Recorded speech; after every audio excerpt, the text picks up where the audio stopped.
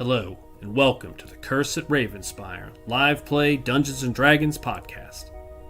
I am your Dungeon Master, Doug Kapoff. With me are our players, Ethan, playing Rivers, the human fighter. Drew, playing Lysander, the elven bard warlock. Kevin, playing Casimir, the Dampier sorcerer. Pat, playing Roderick, the human barbarian. Darren, playing Calsolus, the tiefling rogue cleric. And Jeff, playing Zora, the reborn ranger. This is the When Bards Attack podcast.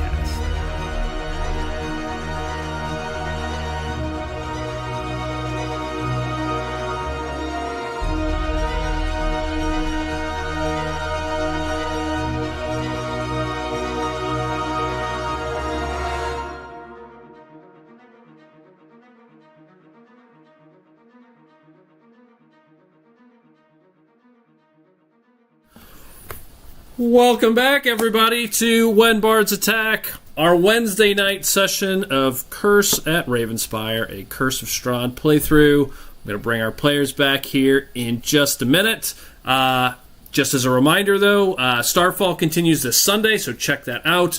We are live on Twitch and YouTube, and you can catch old episodes of Starfall on Spotify, Amazon, and Apple Music.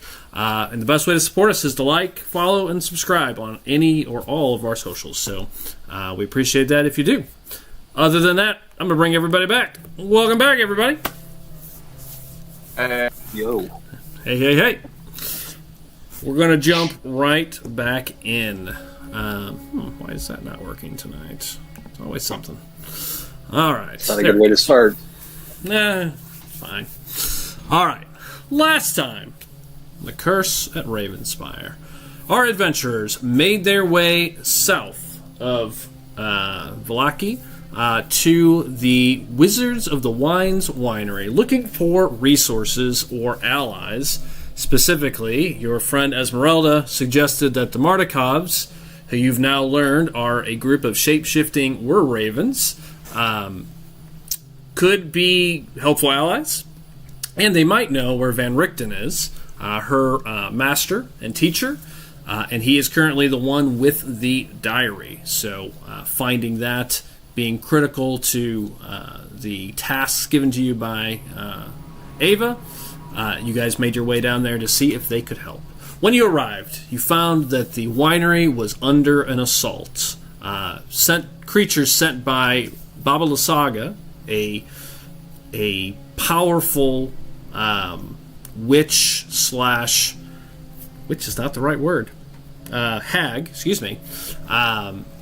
had sent forces, it appears, to the winery. They were calling it the party. When you arrived, there was a number of witches, powerful druid, as well as many of these automaton scarecrows kind of attacking the winery from all sides. You guys made your way to one of the western sides where you saw some sort of a ritual happening. Magical energy sort of infusing the witches and the hags that surrounded it. Not entirely sure what they were doing yet, but you disrupted the ritual, killed the 4 witches, and ultimately put an end to the assault. As the last witch died, the automatons broke down, and the creatures they had summoned seemed to just disappear. And when we pick things back up, that is where we left off. So I will turn it back to you all, as the 6 of you with Esmeralda are just outside the winery. The kind of green magical essence has dissipated. All the creatures are gone. The winery is on fire in places. There's small fires burning, and you can see immediately farm hands and these raven creatures flying down, trying to put out the fires quickly. But you kind of just, we pick back up right at the end of that encounter. So with that, turn it to all of you. Start helping put out the fires. Yeah, okay. Get like to if the everybody's house, down. See if there's anybody trapped inside, or we need to help with anybody trapped in the burning building. So you two make your way over to the house, it sounds like, trying to... for you do remember that was kind of barricaded in. So you make your way over, begin helping put out fires. Now that all the creatures are clear, the barricades do come down, and you see additional farm hands, children, and just other humanoids they appear to be human. You're not sure if there were ravens or humans, but you see a number of humans, at least at this moment, come out of the winery, and everybody just starts kind of putting out fires. That's what you two are immediately doing. What about the rest of you? I'm literally walking behind them, snapping my finger, putting out fire using thaumaturgy. Okay. Got it. So I hope the you do three it right of you before then. I get to each one. Yes. As soon as he goes to do it, gone. Okay. So Darren's helping with that. Okay. I guess, is everybody doing that, or is anybody doing something different? Otherwise, this will be a quick, just, you guys put out the fires. There's nothing, no rolls to be had here. Drew, are you doing anything different? If memory serves, weren't there like stones that some of the hags were using? Like each of them. Yeah, you found one on the way. They had a couple of stones in her hand, and yes, the four of them that were chanting seemed to be holding something around this sort of area, kind of in the trees just west of the house itself. Yeah, let's go look at those. Okay, you're gonna make your way over there. Okay. Yeah. And then finally, Jeff.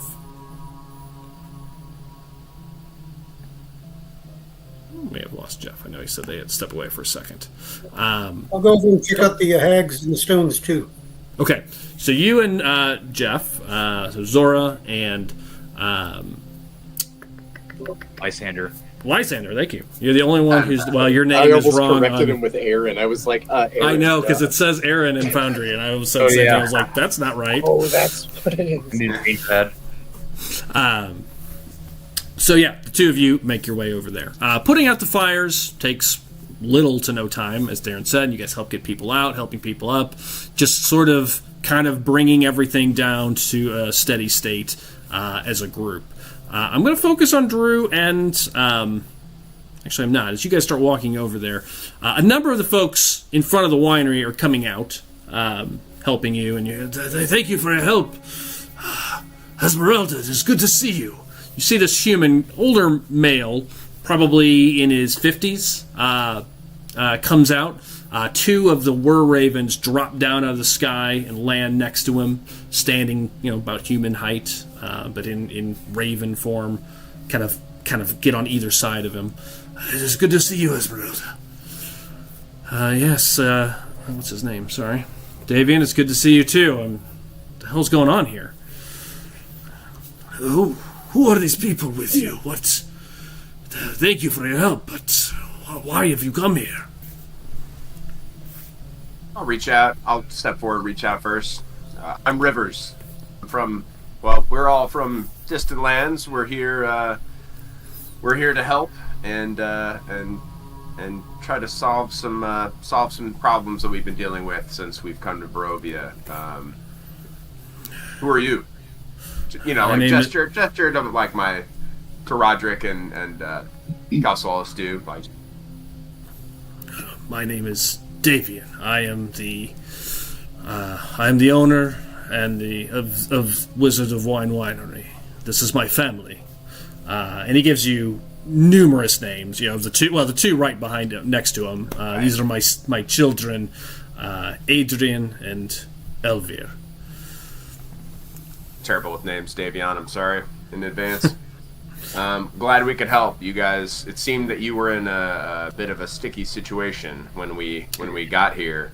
Have you been quarreling with the hags? I got that bit right from listening to the druid. Yeah. Have you been quarreling with the hags minions and such for long? They have been attacking us for 3 days straight. They come, we fend them off, and they come again. What's it that they want? Why do they keep coming back? As he says that, he cuts himself off from that sentence, and his eyes dart to Lysander and Zora as they're making their way over towards where the hags are. You see his eyes narrow, and he's watching very closely, and he stops speaking kind of mid-sentence.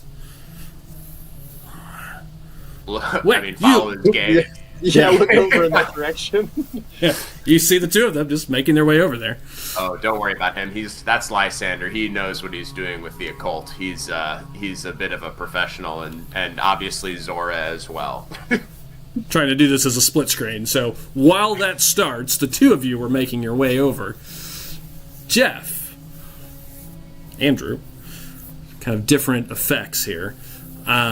Jeff, as you make your way over, Zora, as you make your way over to the hags, before you get there, about 10 feet away, you start to feel something come over you. It's something mystical in nature.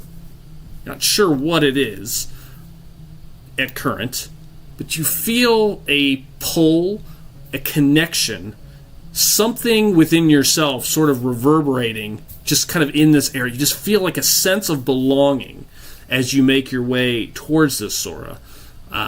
Drew, you have a very different note.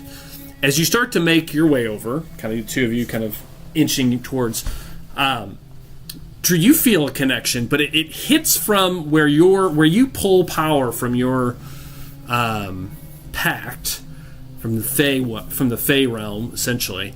You also feel almost like a channeling coming from this general area, and you can sense it.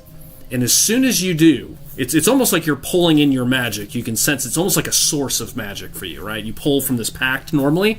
It's almost like there's another place you could pull from magic right at this moment. And if you recall, the witches seem to be pulling magic from this place. Now that field of magic has disappeared, but as soon as you approach it, and Jeff, you just get a feeling of belonging, whereas Drew, you feel like you could touch it. You could grab it, you could reach in and pull this power into yourself immediately as you make your way. And as soon as you get that connection, you hear a voice in your mind. You hear your packed voice. Yes, yes. There it is. I warned you. Great power in these hills. That's what he says.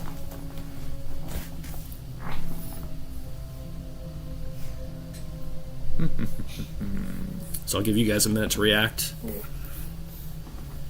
Failed my wisdom roll. What's that? When Rivers said that, I failed my wisdom roll. When Rivers said that Lysander was professional, I chuckled under my breath, and it was definitely loud enough for somebody to hear. Fair. I mean, professional what? He didn't really specify what a professional.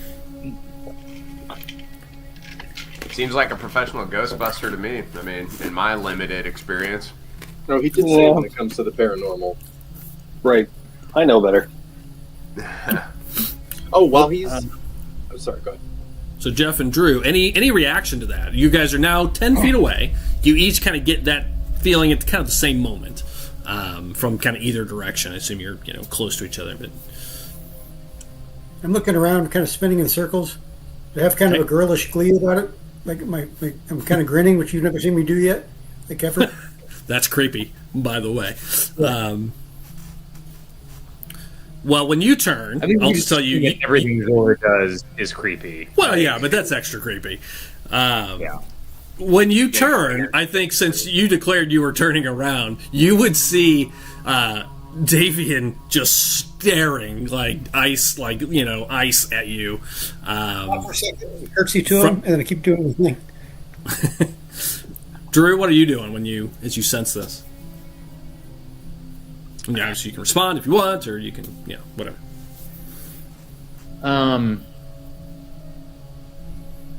Ask my patron. What is this? What is this power? I do not know. But I have sensed it since our arrival. It is connected to life, and as he says that, you can kind of see, Drew, like, as you're kind of looking around, just taking it all in for the moment, you can see that the field is the most vibrant right here. The trees are still, if I had the map pulled up, it was a little detail, like the trees still had foliage like around this area. You could see some of the vineyards are look better, like healthier. But if you look to the right, and it doesn't look like it's from battle necessarily, you can see parts of the field are just dead. and it's not like it doesn't look recent. It looks like it's withered and died. So you get this sense, and you can kind of see it almost like a pinpoint that this area is just more lush, kind of around here. So is it like the stones are like drawing in like the life, or this area has been artificially propped up by these stones? Well, we haven't even gotten to the stones yet. This is just the feeling that comes over you as you approach. Each of the hags are laying there. They have something in their hand. You can see that. But you just get this sense right here that there is a connection, a strong connection to life, to energy, to the Fae. There is something here. And as you look around, you can see that just this, probably for maybe couple hundred yards, looks healthier on this side of the whole of the vineyard. Okay. I guess I would make an Arcana check to see if it's the hags or the stones. Okay, that would be an Arcana check. Yeah. How big are the stones again? Right. They were just carrying small little. They were They're literally just like holding them. like little rocks. Very cool. Unsure, Very small rocks. Drew, with the 7. Yeah, you don't. You're not sure. Okay. You're not sure with that. Yeah. It would be weird if I was sure. Yeah, you're totally positive, dude. Yeah, I'm totally positive. Yeah. You're about 10 feet away from the hags. So again, this came over you before you got there. Keep walking towards the hags, and in that interim time, I will look at one of the stones and cast Identify. Okay, as a straight cast. I have to touch it. Never mind, that's a touch spell. I will just keep approaching, but as I get closer to it, that's what I do. Okay. You start to approach further. Jeff, you circled around. You see Davian, and you see Drew start moving into this kind of area a little more. Okay. Anything? Just Are keep you dancing. just gonna keep dancing? Just kind of enjoying it, taking it in. Frolicking in the glow of life. Now we're caught up to the other group because you had this conversation while they were walking up. You see his eyes dart over. You all look and see Drew and Zora dancing now. But you see as Lysander takes another step, Davian, who kind of stopped short in his sentence, breaks his silence, and I would catch up. You there! Stop that! What are you doing? Stay away! What's the danger? Like lean into him from like the side. Like what's the danger? Don't worry, Lysander and Zora are capable. Even Esmeralda like furrows her brow and he says this, but he's gonna push through you at this point. He was right next to you, kind of face to face having this conversation. He's just gonna push past you, unless you stop him, of course. And the three of them, the two sons walking next to him, are gonna make their way starting towards Drew and Jeff. And Drew, obviously, you hear that. Stop that! No, stay away from there. He doesn't answer you, Rivers. He just pushes past you. Does anybody else need help? Okay. Him and Esmeralda and his two sons just dipped and went over there. Not Esmeralda. She kind of furrows her brow and just he kind of looks as he passes you for now, unless you're going to stop him. And he just starts walking over towards Drew. It's just yelling, "Stop that! Stay away from there!" And I think as he does that, you see some of the others, and there's a smattering of farmhands and at least another 4 of these ravens kind of in the area, and they start kind of stopping what they're doing and whatever they're putting out or helping people up, and they're all watching as he goes over there. Hey, Doug. Yes. As I'm dancing on Lysander, I say, Lysander, can you feel it? It's a life spring. And then I sit on whatever boulder he's closest to. Okay. There's no boulders, but it's just grass right here. But sorry, he was getting ready to touch and investigate. I'm gonna sit on whichever one's right in front of him. Well, they're small. These stones were what they were holding. They're about the size of pebbles. Darren has two of them. He took them. Yeah. Okay, smaller. Never mind. I like frolic around him and just smile at him and go, "Can you feel it? It's a life spring. Life comes from here." Okay, Drew, you hear him. He's walking towards you. Anybody? Any actions? I guess Drew first. I'm curious as you step forward. Do you keep walking? Yeah, I keep walking. I'm almost like kind of like hypnotically looking at this to the point where I can't even really hear like them. I kind of loosely hear Zora, and I mean, like a little puppy in a cartoon tripping around your feet. and kind of like just locked on and almost like half to myself responding to like say to Zora, that might be the most coherent thing you've said. Okay. I'd like to get everyone else's reaction just to make sure everybody gets a chance to react as the three of them start walking towards Drew. I'll start with Darren just went off camera, so you may have stepped away. I'll start with Pat. I'm here. Oh, okay. Well, Pat first, and then I'll make my way around. Pat, any reaction? Look at them being okay. And is there somebody else in the house? Like, ask if anybody else needs assistance or if everybody's okay. Yeah, it seems like that's been handled. You see, like, people are out and they're like, "Oh yes, thank you." A woman that's standing there, "Oh, thank you. I think everyone's out. Everyone's safe now. Thank you." Well, but then about that time, Davian yells, and she kind of turns to watch, kind of tuning you out for the moment. Give Rivers a shrug and just follow behind him. Okay, Rivers, what are you doing? And then I'll go to Darren. I'm gonna just like kind of cross my arms after they all kind of zip past me, and then if Esmeralda's still standing by me, I'm gonna like she is kind of lean towards her and say say, do you trust this man? You trust Davian? You know him well? I trust him, yes, but I'm not sure what this is about exactly. Davian, these are good men. What is wrong? She'll say that. Darren, what are you doing? I'm still chuckling that Rivers called Lysander a professional, and I'm just shaking my head at the whole thing, and I'm looking around the building, checking for any more fires and that sort of thing. Okay. I'm paying attention, but I look like I'm not paying attention. Got it. Okay. I'm flying casual, but try not to, Understood.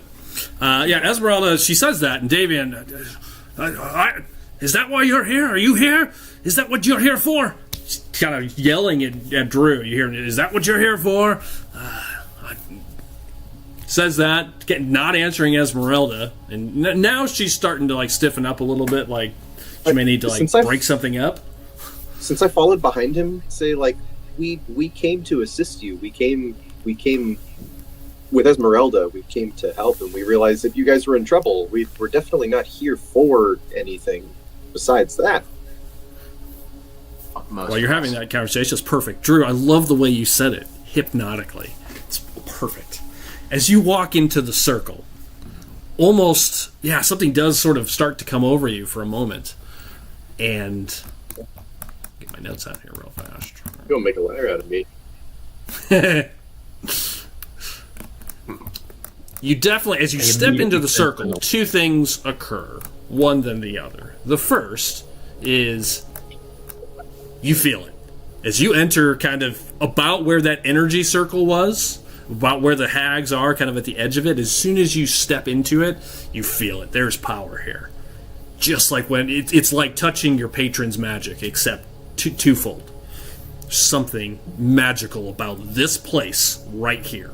The ground you're stepping on. That much is clear. No roll needed. Okay. You feel that. Then something happens. I'll find my notes. Where'd they go? There it is. Sorry, 1 second. I have a lot of different notes for tonight. Let me just move this over here. That way it's easier to see. Okay.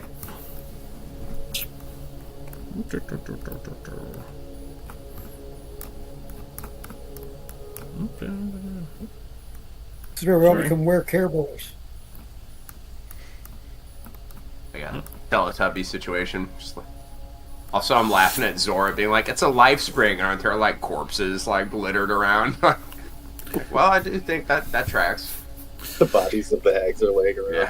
Yeah. It's a life spring. She's a corpse, so Zora, yeah, I know. Like Zora's in a graveyard. Like, it's a life spring. Do you feel it? Drew, as you feel this power that you can touch, it's there. Everything goes quiet. For everybody else, this is in an instant. For Drew, it's a little longer. Drew, as you step in, everything goes quiet. The birds that were chirping, the sound of the wind, the sound of the argument, the conversation of Zora sort of kind of just vanishes a little bit. And you find yourself, as you look around, no longer in the field. Find yourself standing on a stone piece of rock. You've stood here before. I've been here before. And all around you, you see mist.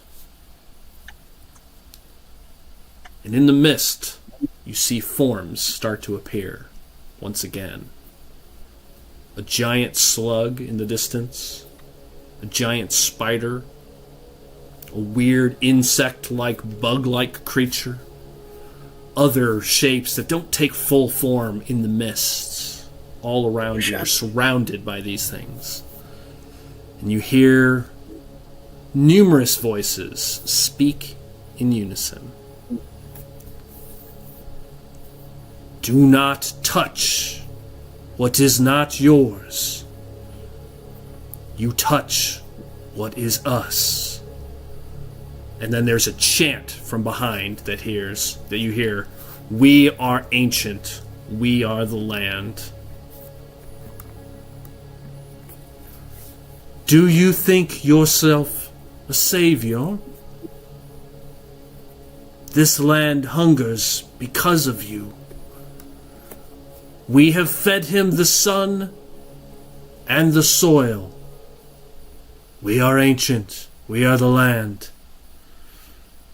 We made him eternal. This is the cage, and we are the keys.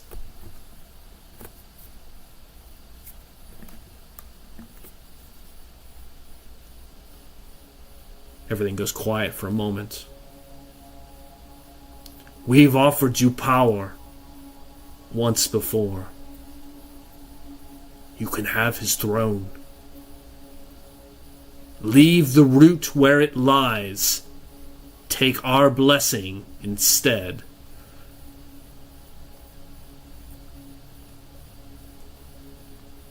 Then they go quiet again.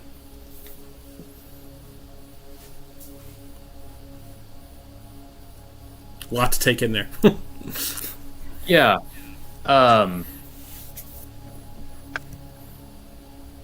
Are you the keys into the cage or the keys out of this cage? We bind the one.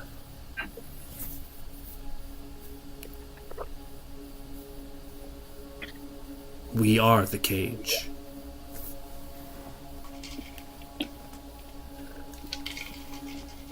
I have no interest in being caged. Then have his throne. Rule over this place. But leave the root where it lies. This place is a cage. We are ancient. We are the land. No. We will not offer this again.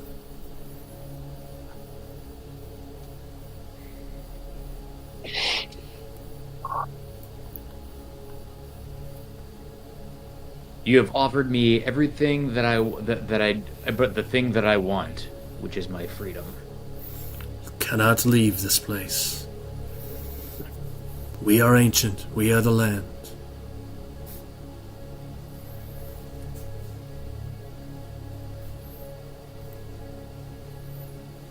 I will find a way out. You hear almost a hiss from something in the mist as you say that. and then it just sort of, the vision cracks away, just all around you. You find yourself back in the field. It all happened in a second. Probably as you took a footstep. You are now in the middle. Yeah, you can feel there is something, as you're standing here now, there's something directly beneath you.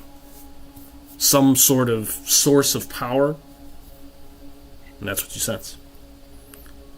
Hey, you there! Stop that! Come back from there! Is that why you came here? And he hears you, Pat. Why is he over there? You will leave it alone. The seed is ours. And now he is basically right next to you, Zora. He's probably 5 feet away from you, right next to Drew, or right about 10 feet away from Drew, kind of right at the edge of that kind of circle area, but he's kind of stops there. How can you be so crabby in a place like this? Looks down at you. Give Zora the special sauce.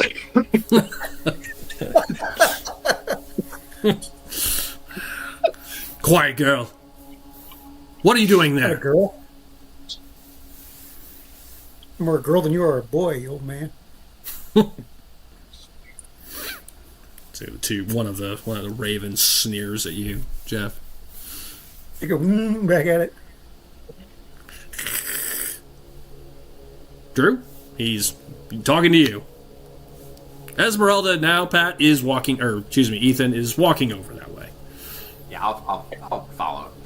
No weapon drawn. As soon as he said the seed, I perked up my ears since I remember the hags talking about that and start walking that way as well.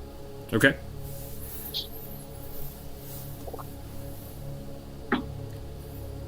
As Lysander is like starting to talk, he hasn't try to said fill anything the yet. space.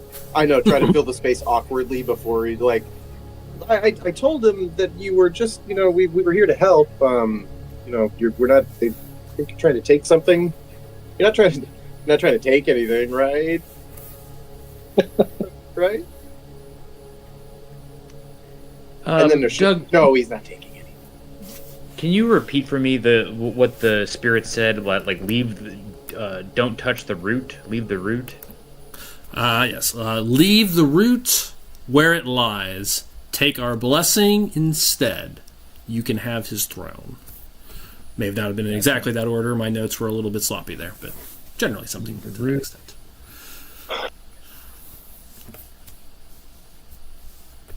This is the cage. We are the keys. We fed him the sun and the soil. We made him eternal. Do not touch what is not yours. You touch what is us. Those are all the statements that I had in my notes. Whether I hit them all, I don't remember. You got him? With him saying that, with him the way he's acting, can I tell anything odd about the way the two of them are acting just from what I can see and hear? Well, obviously Zora's obviously acting different, so that's already visibly. Give me an insight check. Okay.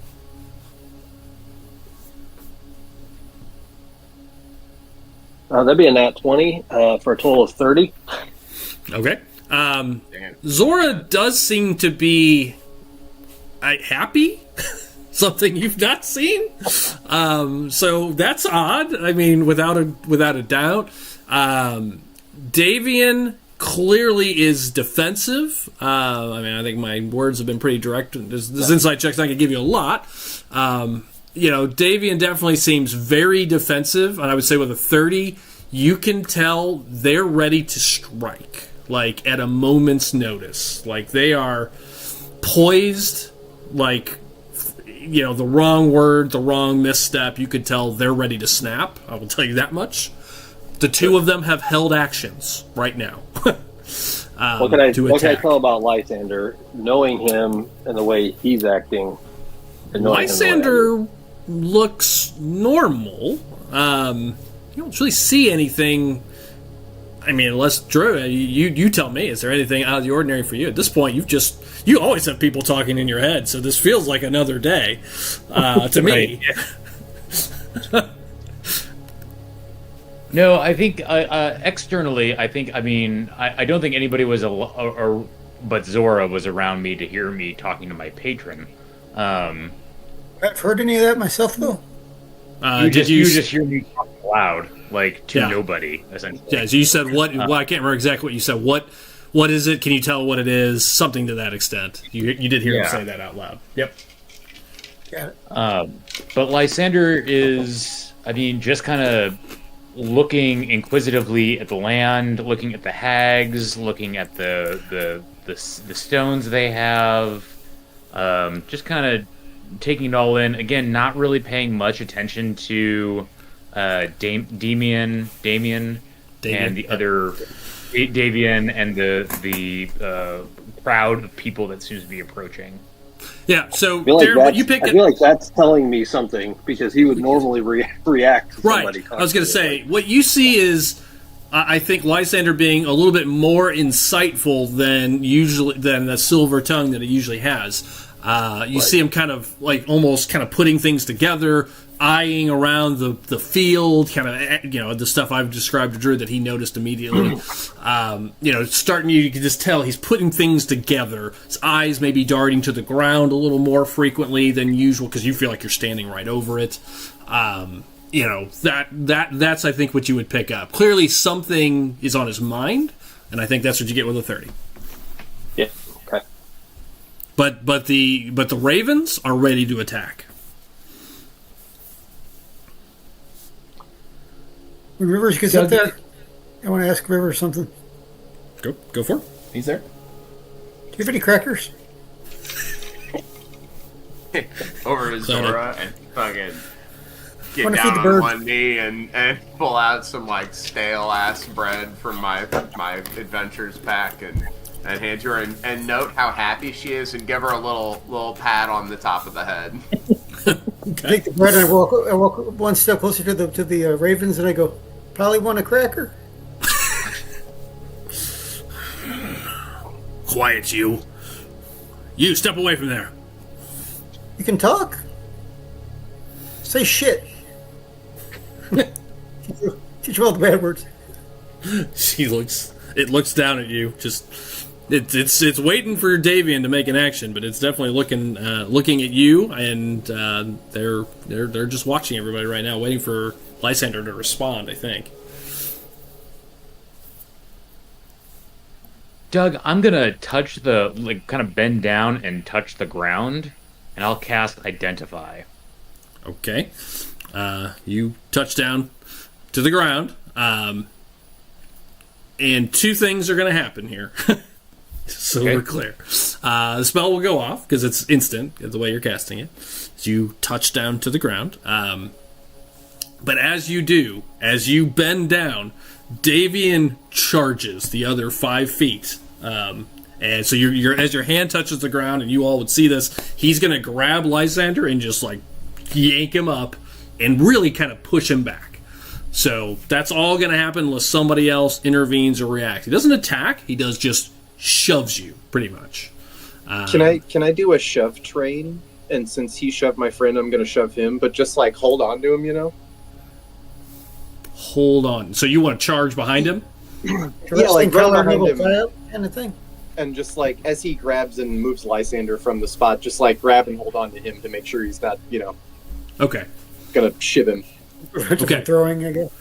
So the only person I will allow to pre-act is Darren, because Darren was insightfully watching. You know he's going to move. Yeah. So does Darren take any preventative action from a distance or not? As soon as I see him charge, I'm going to cast Thaumaturgy again and cause a localized earthquake to start ground tremors right in front of him to essentially try to knock him off course, keep him from actually, try to trip him up, essentially.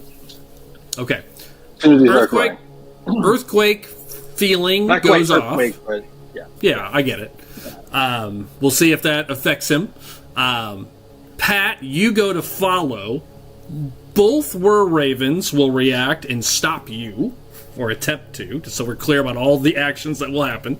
So they'll kind of like grab you like, nope. I'll take them with me. You might. You might. But that's all the actions that's going to happen in this 3-second, split-second moment. Spell goes off.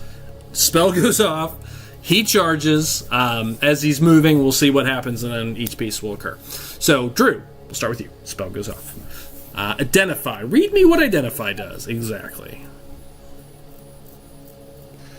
You touch an object throughout the spell casting. If the object is magic item or other magical object, you learn the properties and how to use them, whether it requires attunement and how many charges it has. You learn whether any ongoing spells are affected the item and what they are.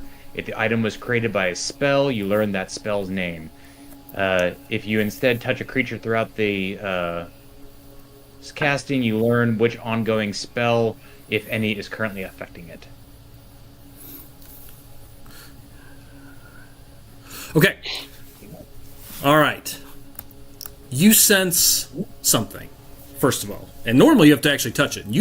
What you pick up as soon as your hand touches the ground is whatever it is probably about 10 feet underneath the ground. You can kind of get the impression that it's got some distance still. But the power is so great, I'm going to allow it. It is that strong, whatever it is. And you sense something ancient. Older than spell work, older than magic essence, older than magical items that have been constructed. You get the sense that whatever it is magic, and it was grown. It resonates with divine and necrotic energy, life and death, both. It is not a magical item. It is a thing. It is something that exudes magic. You get the sense from it, though. However, a couple of things. This is one of 4. You get knowledge transfers to you as it touches your mind. This is just one of 4. It embodies the principle of life, growth, and decay in perfect union. It can be attuned. It can provide and magnify magical power.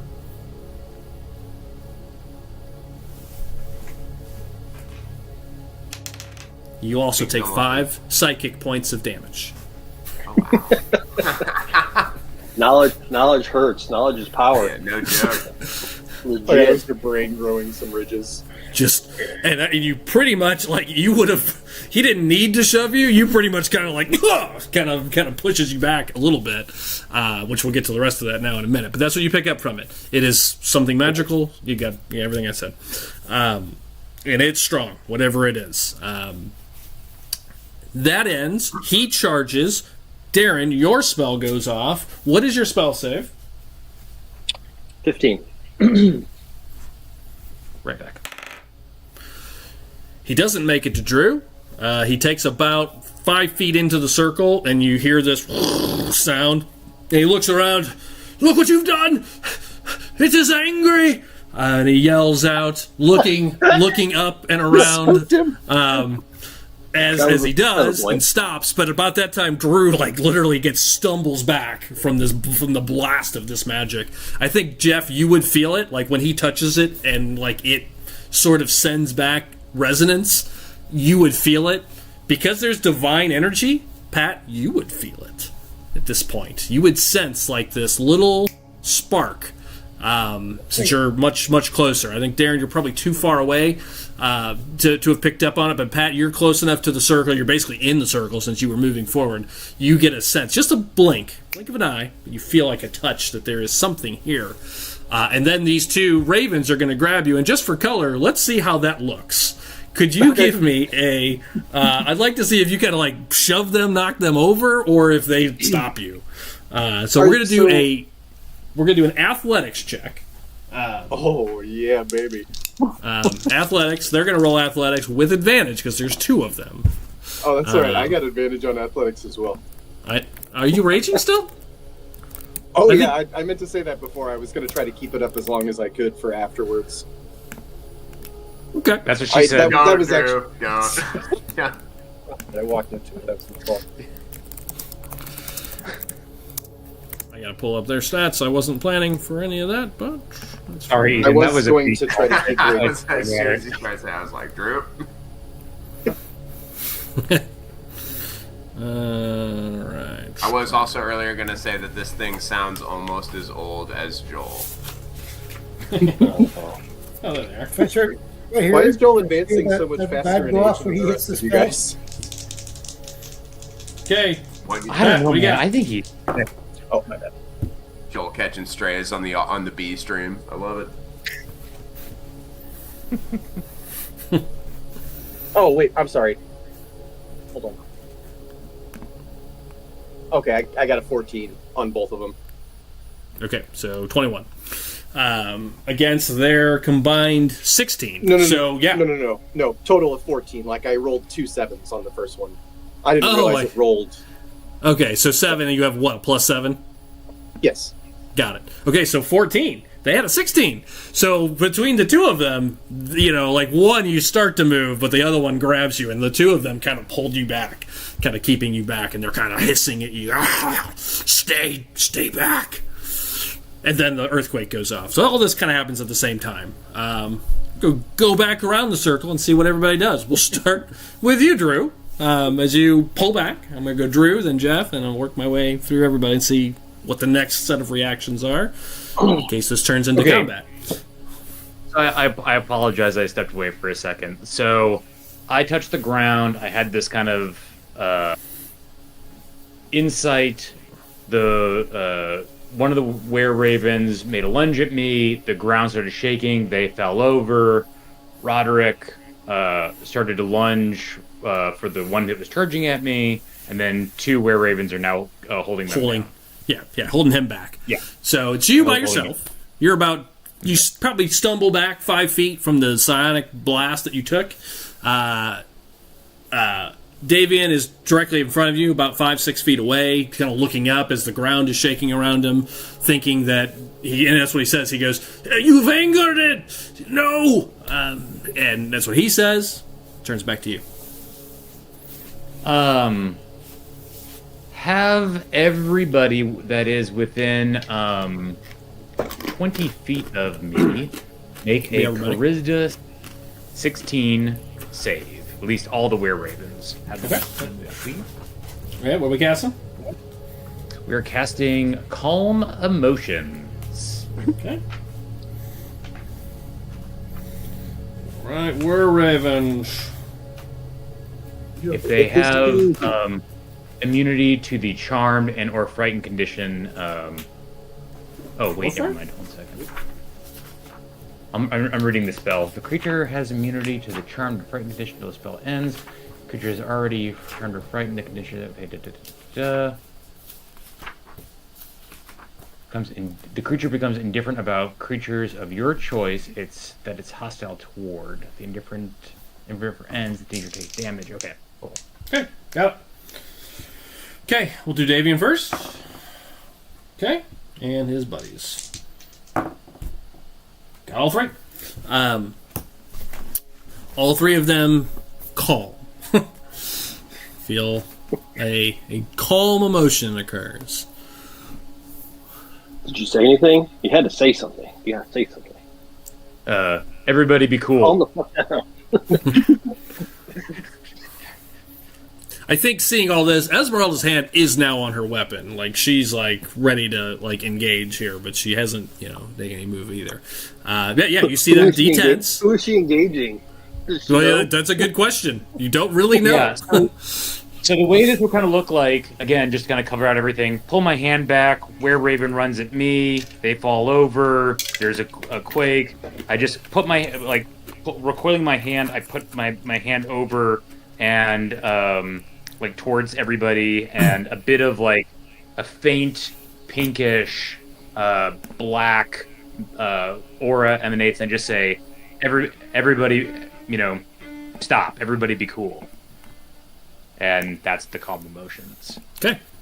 They do D-tense. Everybody tenses. The 2 that are holding you, Roderick, you see them kind of lighten up like everything's okay. Just kind of pats you on the shoulder. Pat both of them as well. Okay. They look at Davian, who's... I am... Darren, does the quake continue, or has that stopped? No, it's not. As soon as if they visibly chill, then yeah, it would stop. Okay. Go help him up too. Sorry, you just can't. You cannot have it. You cannot take it. I don't like step. I'm sorry. I lost my temper. It's been a long 3 days. Step in, like interject, kind of like step into the not into the circle necessarily, but just like into the ring of conversation and be like, perhaps you could tell us a bit about why it is that this thing is here, or why you're so drawn to it, and what you know about it. Like, kind of look at him and the Were-Ravens and Esmeralda, like, sort of open it up for them. Sure. Anybody else say anything? Want to say? I would look at Davian and kind of like at this point, I would kind of look towards Davian, and I would just say and stand up and say, "You naughty boy, who did you steal this from?" I stole nothing. Nothing at all. It is us who's been stolen from. He gets up. You said you were helping him up. He gets up with you. Don't speak in riddles. Tell us what you mean. What is he proposing? What is he proposing? Speak plainly, Postmaster.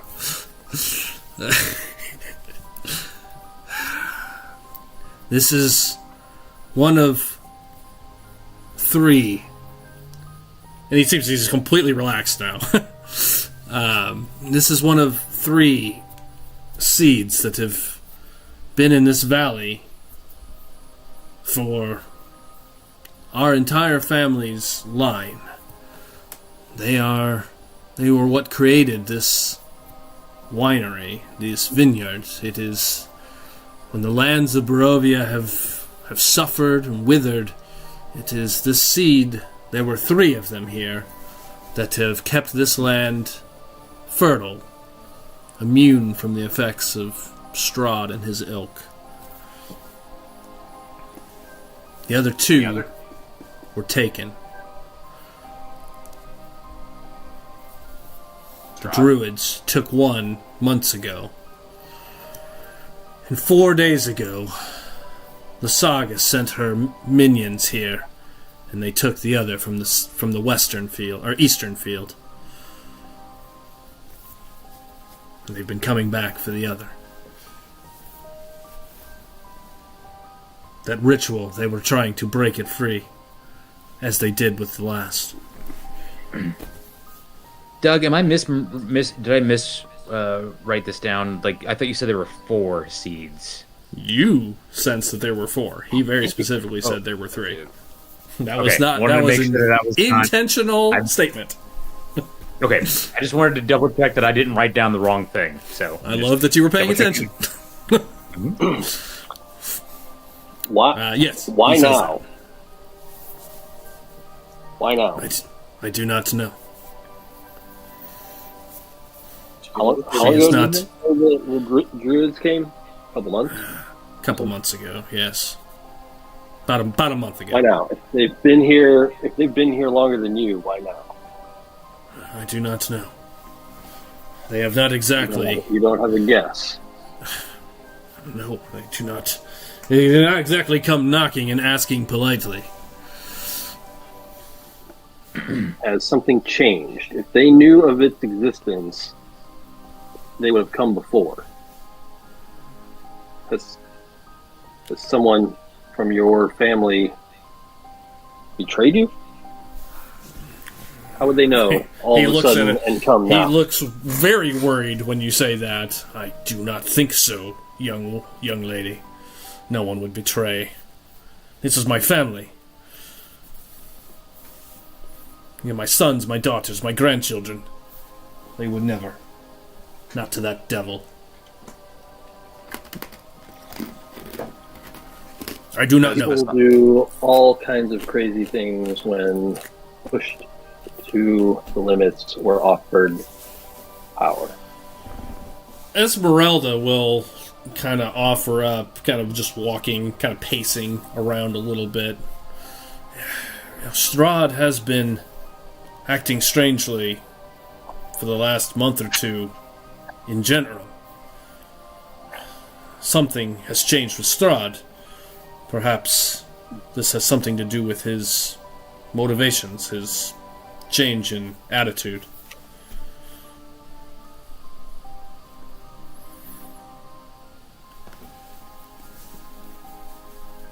Drew, while you're standing here still, it is calling to you. You can, it's not in words, but there is something about it that, like, it wants you to come get it. Like there is a, yeah, that's the feeling you're getting from it, for sure. We're like, what's going on? And it's in like, the background, Lysander's got a shovel, like, starting to literally...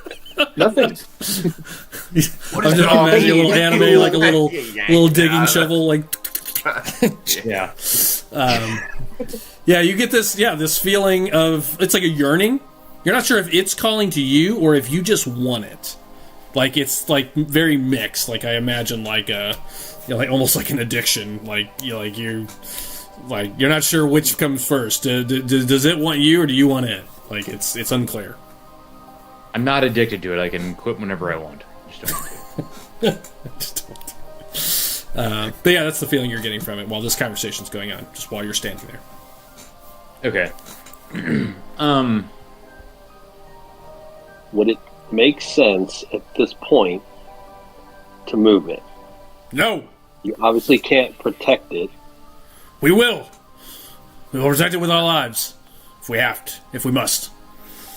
What does that get you? It is the only thing. It is the only thing keeping this place alive. It is the only thing that gives these people hope in Barovia. It's this vineyard. I will not let it go. Never. Sure. I'm not saying get rid of it. I'm just saying move it.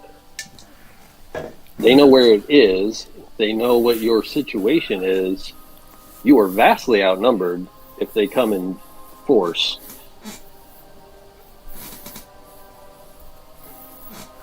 Perhaps we should take the fight to them. Strategic? Sure, and when you die, they'll just come and take it anyway, so that solves nothing. The point is to be strategic.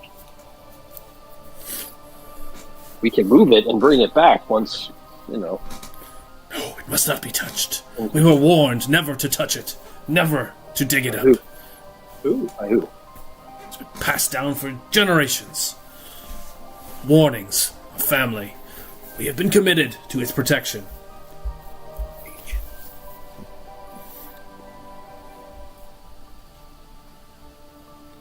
Does Basaga act on behalf of Strahd? Does she hunt the seeds for Strahd, or does she do it of her own accord? She has never been directly aligned with Strahd, but she is not his enemy, if that's what you mean. But do not imply that she is his enemy. And she has 2 of the seeds? 2 of the 3 seeds? She took 1. The Druids, and he looks over as he says this to this hill, and I kind of drew it out before. A couple miles beyond, if you continue going south of here, you can see this large hill.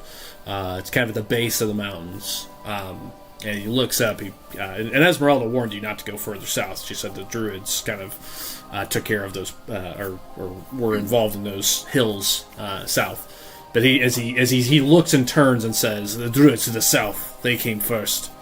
As he says that, he looks, and you all, if your eyes follow him, that hill, there's a little bit of a dark cloud that seems to just kind of, it just looks darker over there. Like the clouds are just a little darker over that hill than the rest of the Seattle-like cloud cover that covers all of Barovia. But it's a little bit darker over in that hill. Doug, can you hear me? I can. Yeah. Okay. Am I remembering correctly that were the Druids aligned with the Hags, or were they aligned with Strahd? I know we talked about Druids this last were time. definitely aligned with Strahd. Because you made a big point of wondering why. Yeah, I thought. Hag, the Hag they freaked out when Zora mentioned Strahd on the road. Right. Now you're breaking Darren up horribly. Yeah. I think what Darren is suggesting is that the hags seem to be miffed when Zora mentioned Strahd, and that kicked everything off. Yes. Yeah. So the hags are not aligned with Strahd. That's what he just said. He said they're not directly aligned with Strahd, but they are not his enemy. Or don't imply that they're his enemy. But they wouldn't be doing his... Doesn't sound like they would be doing his work, per se? Or, I don't know. That would be... I mean, it might be an allyship. It might be that, they are helping him out I mean, this is all conjecture. Like, they might be helping him out insofar as getting him out of here so that they can take over the place. There's any number of reasons they could be, in cahoots. I'm interested to know who it is that told your family, who is this person that's passed down telling you not to move it. They're long gone, long dead. Who? Our family. It's been passed down through generations. We have owned this winery for 10 generations. You said it's been here longer than your family, and your family was told not to move it. By who? I do not know. Probably whatever economic patriarch of the family realized that it makes the wine here taste better than all the other wine in Barovia. Right. I like making all the money. Exactly, which means we should be able to move it. Well, Calsolis, it's like my dad would always say. Goat's the least stubborn when it's at the bottom of the mountain, not at the top of the mountain. That's when it's the happiest. Well, these goats are at the bottom of the mountain, so they need to be a lot less stubborn. As you say that, put my hand on my chin. That's a good point. I decoded Daz. Hold on, you've got a good point. Coding dog is like a side quest thing. I do have a +10 to insight, so I'm on it. I figured it out. It took me a little while, but I figured it out. Point in my head and point yours. I understand that you pick up what I'm putting down here. You get it. I think I get it more than you get it. No, probably.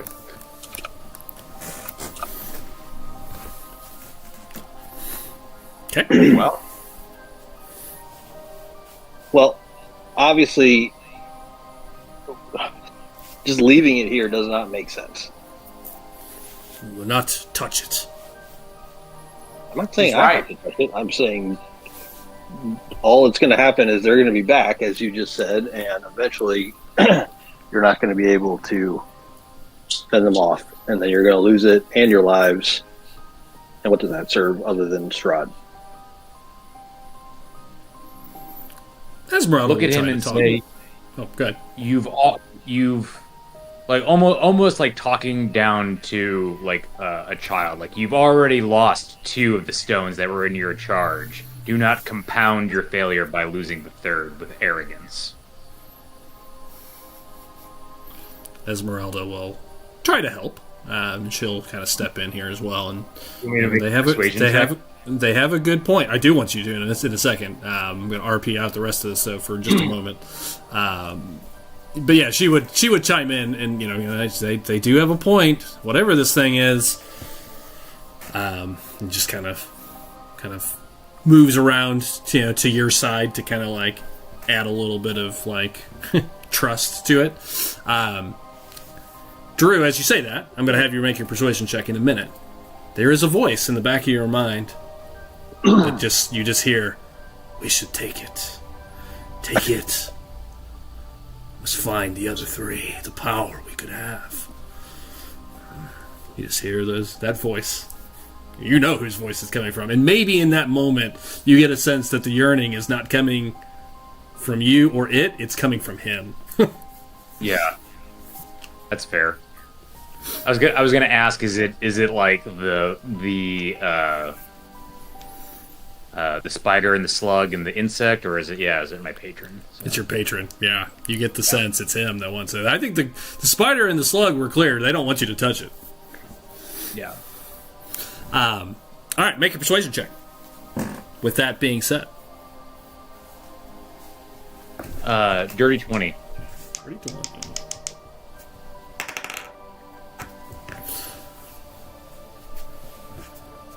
Oh, and I forgot to do something real quick. At the beginning of the episode, I meant to do this. I need everybody to roll a d20 real quick. Something I need to close out. Straight d20, nothing else. Yell them out. 19. Okay. 9. 4. 9, 4. 1. 1. Who had the 1? 20. Roderick.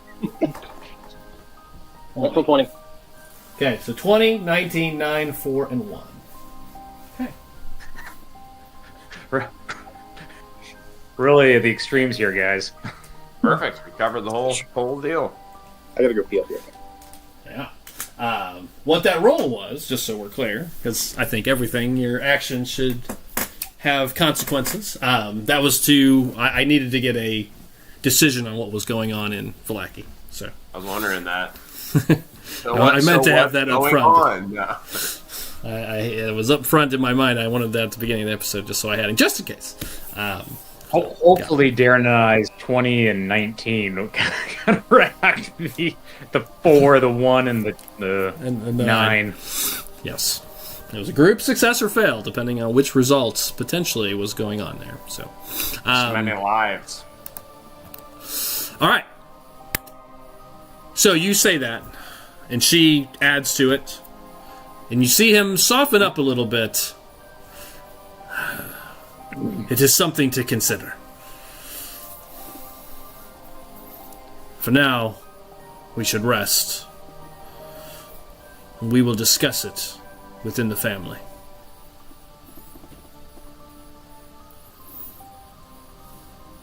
Please. He kind of motions towards the to the winery.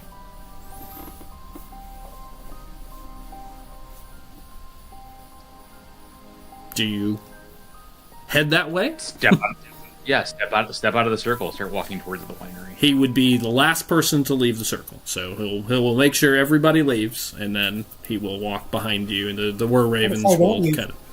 Well, that's my question. So he's going to wait until everyone leaves. But the Were Ravens will start making their way, taking the gesture from him. Sounds like Drew is going to head over that way. What about the rest of you? Yeah, I start walking. Look at him for now. I'm sorry? I'm going to stare. Have like a Mexican standoff. Just stare at him. Okay. Roderick and Rivers? Yeah, I mean, I'll follow. I'm gonna kind of naturally be like glancing around, and just like as we walk, ask him when, what's the normal interval? Like, we need to be ready in case they Sure. in case they come back here. Sure, it's a great question. Very pointed question. Roderick? Pat stepped away for a second. Oh, okay. I'll assume he's with you then.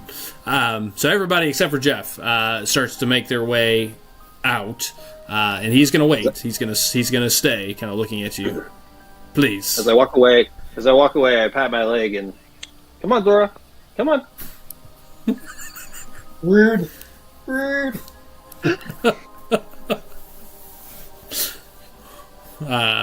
Yeah, he's going to look at you. Please.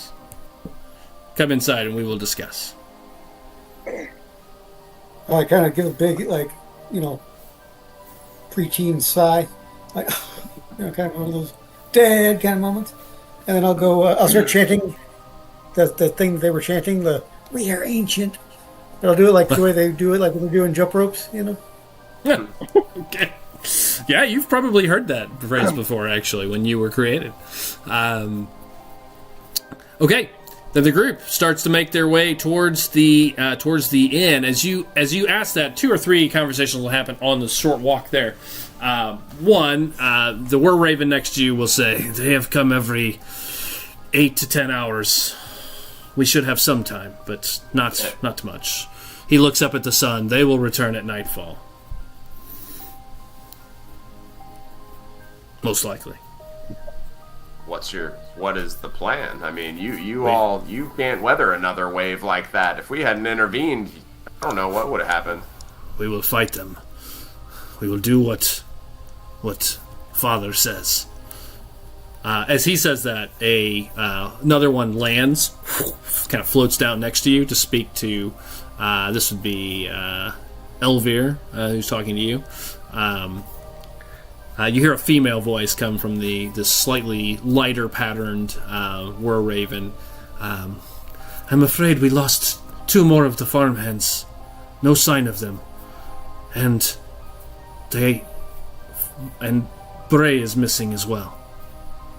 "What? Missing? I say no sign of him." Who's Bray? "It is my son." He drops down to his knees. "No, it can't be. How did they get him? I will check. I will check with my sister. We will search the fields one more time, but there was no sign of him." She looks kind of sorrowfully towards all of you, as if to say something. "They have taken people with each attack. Not killed, taken." The druids or the Sagas. or the hag? Yes, the hags. Every attack, people have been missing. With that, Elvir just launches into the sky, and starts scouring the fields in the distance. I'll put my hand on the Were Raven's shoulder, who's still there. Who Bray's dad, yeah. Yeah. And we must do something, but you must be strong. Give him a little little reinforcing pat. He just takes it in and gets up and just slowly moves towards the inn. No words. Just continues walking.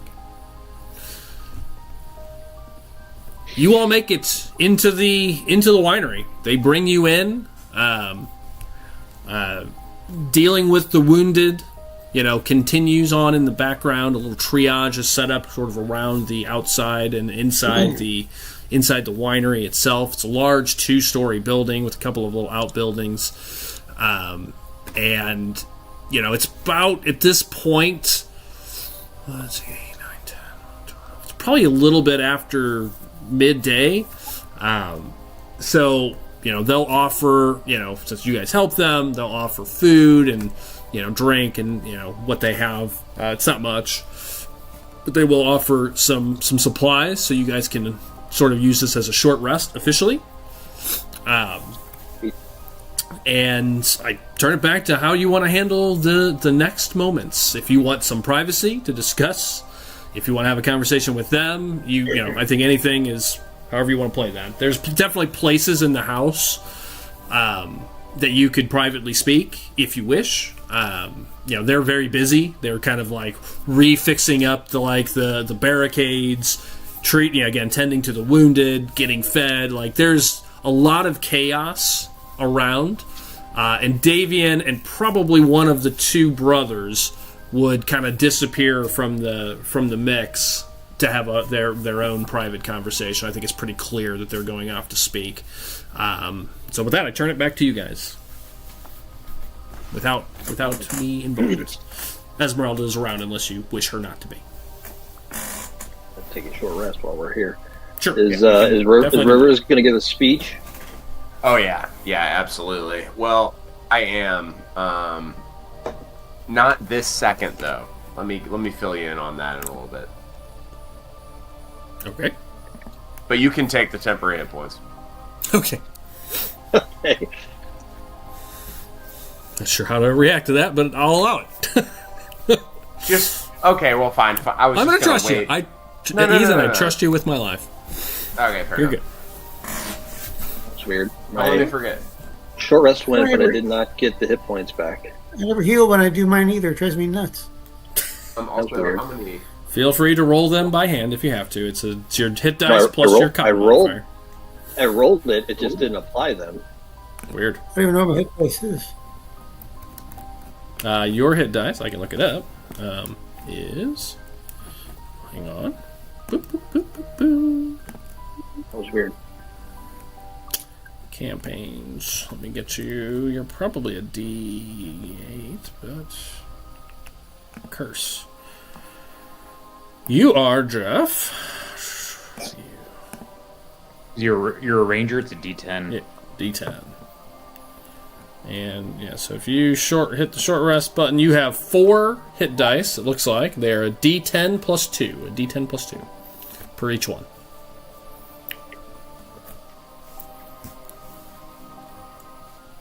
That's weird. Mine didn't show up on the listing either, but it showed up on my thing. It's real I strange. got nothing. Whatever. Yep. Go ahead and apply them manually as you need. Plus, how many What was temp hit points? 10 temp hit points, and I will while we're kind of getting settled in. The story that I want to tell is one of when Rivers was a young man, but not a boy. He was his da and his family were still around, and he was out on a range, like a hunting range kind of vibe, like far away from his village. Alphos in the northern highlands, and he was stranded, and he had to take shelter in a little like lean-to hut for 5 days while he was hunted by a large beast.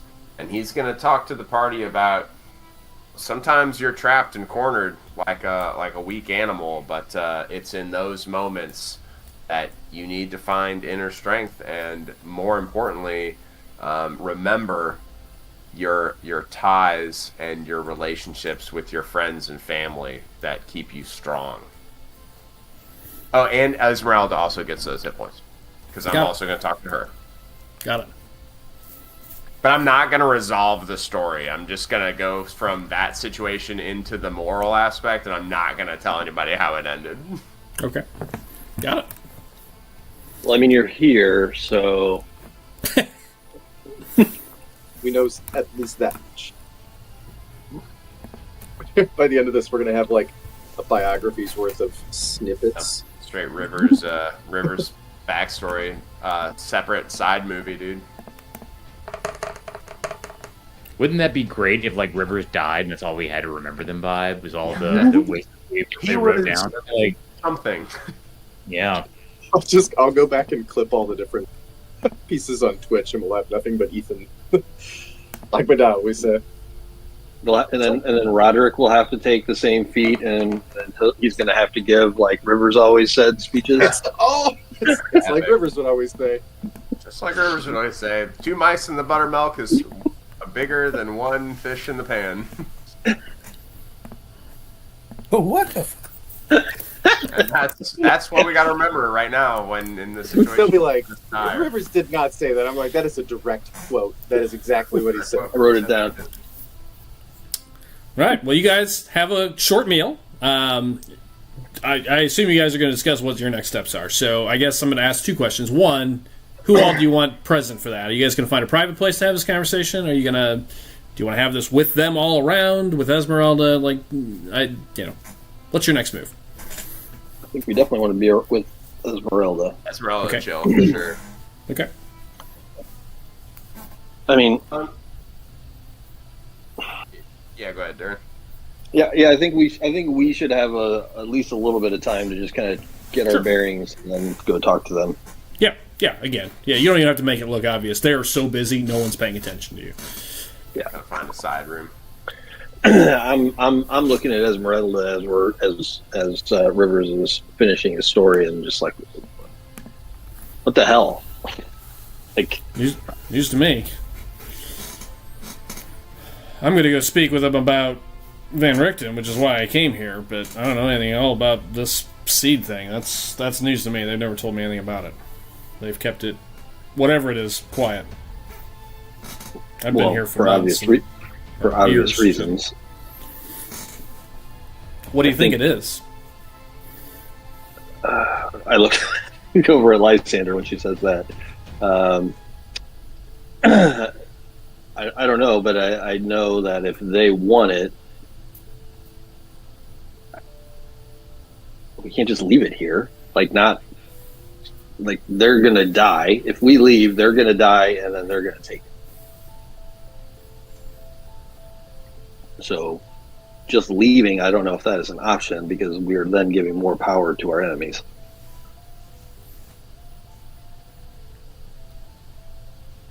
She looks at Lysander too when you said that to see if he had any I'm not answer. saying we take it, but I think we have to. Something has to be done. If we take it without their permission, we will make enemies of the Mardikovs. That is for sure. I'm not saying we take it. I'm saying we need to convince them to move it. Don't disagree. And themselves.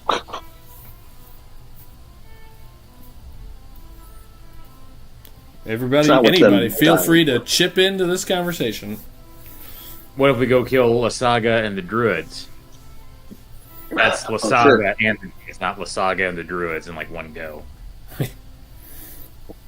Sure, we'll just go do that real quick after dinner. Totally. I mean, I think if we killed Lasaga, we could probably kill Lasaga covertly, and that would probably go like get the Mardikovs like on our side. It certainly would.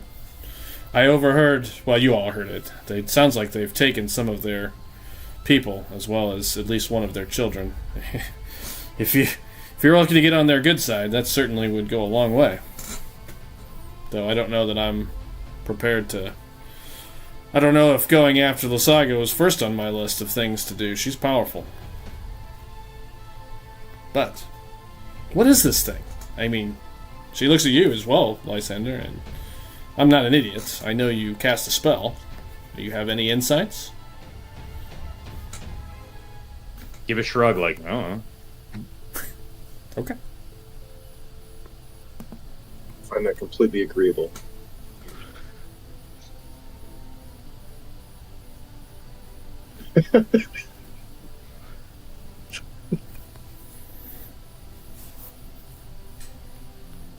Anybody else want to add any thoughts? What happened? Well, he didn't say anything. Oh, sorry, I didn't realize it was muted. I did an inside check, dirty 20, to see if Lysander was lying. That's what I was laughing about. Drew, okay. Yeah. Drew, that would be a deception I was check. muted, sorry. If you're trying to keep it coy. What did Lysander say? I stepped away for a second. He didn't say anything. He just shrugged. When asked if what he knew about it or whatever. Yes. Like, Yes. Just I don't know. He's definitely. You know Lysander Yeah, pretty well. He's definitely not telling the truth. Yeah. My dice rolls have been shit. Yeah. Where's Kevin's 3 natural 20s in a row that we saw Sunday, which was just silly. What? Yeah. When he shrugs, I give my best disappointed mom look that I don't know how to do, because my mom never gave me that look. But I try to fake it. I saw it on the people whose money I stole when I was making stuff with my. Anyway, yeah. What is it? I say to Liza. What is it? I say it really slow and enunciate every word.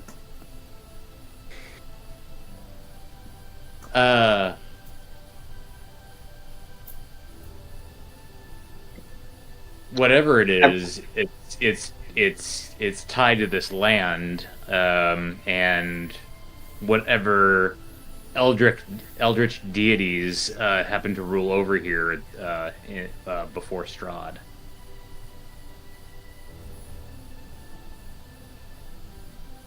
That's my thoughts.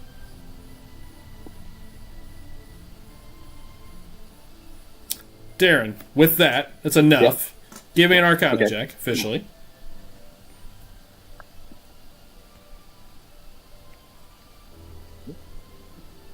$26. Holy schmolies. Drew's rolling like shit. I'm rolling like fire tonight. Okay. All right. Arcana. I rolled 2 natural 20s. What did you say exactly, Drew? I want to key off of it a little bit more. Whatever. I don't know what it is. Whatever it is, it's tied to whatever eldritch deities ruled this land before Strahd. And I think you specifically had said it's tied to the land, right? I think the word you used. Land. Okay. Yeah. Darren, I was curious if you made that connection or not, and I think you did. I did hear it. So, Darren, in your studies, 26, you have. It sounds familiar. In that you have heard legends, specifically legends of the gods of yore, so to speak, that most people never see them or experience them, but there is a concept in each land, in each world, that there are seeds of creation linked to the life itself that creates the worlds as you know it. They represent kind of the elemental and the divine kind of wrapped in one. They're considered seeds or roots. And that word, well, you're not saying this out loud yet, seeds or roots. They would be powerful. Yeah. What's that? I said I heard the hags talk about seeds. Okay. So seeds or roots.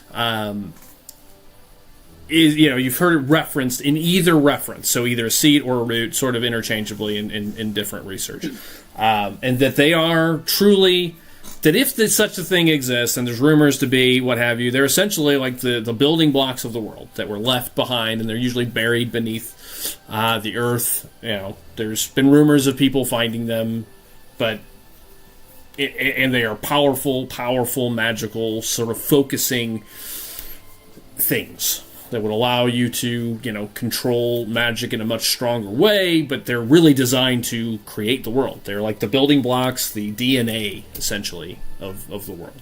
You've heard reference to that before. This sounds somewhat in that vein. Another word they've been used is world roots. Do they have, what are the theories on their origins? Like how are they planted? By gods. Divine creatures as a way of binding magic and life into the world. Again, like a blueprint or like DNA. However, 26, man, that's a high-ass roll. I'm going down to my notes. I actually had 5 levels of notes on this, depending on rolls for Arcana. I'm going to go all the way to the end, because I put 25 or above, so 26. Well, 17 out of +9, so. It's a big roll. That's what you know for sure. But as you're thinking about this, you've heard these rumors. If that's true, and there is divine, if these are what create lands, Barovia is not a normal land. So it's an interesting concept for you that if, Barovia is, now what is here is a, it's a demiplane. It's not real. But Drew said it. I think Drew said it. These things predate Strahd. These are the building blocks of this world, potentially. If someone was to make a pact to tie themselves to the land, to become immortal, as you're thinking about this, the words, I am ancient, I am the land, what the people in that house chanted as well. You start to kind of wonder, could these things have something to do with the pact Strahd made to tie himself to the land itself? Which is what he is. He is one with the earth. If this is the earth, then he is one with this, potentially. So he's either trying to consolidate his power by collecting them, or they're being used by people who he doesn't realize may be his enemies to usurp his power. You can infer whatever you want from that point. Yeah. But I think you, with a 26, something of that magnitude in power could, and putting the words, I am the ancient, I am the land, in reference to Strahd as you've seen it, that could be a connection point. Because that's how you tie yourself to the land. This is the land. That seed is the land. Would I assume, or can I assume, that these seeds came from another world then? If this isn't a real place? Like, is this what were they taken from someplace else and brought here to create this? Possibly. Have I ever heard of anything like that happening before? They are the blueprints of nature itself. So if this place was created, then it would also need a blueprint.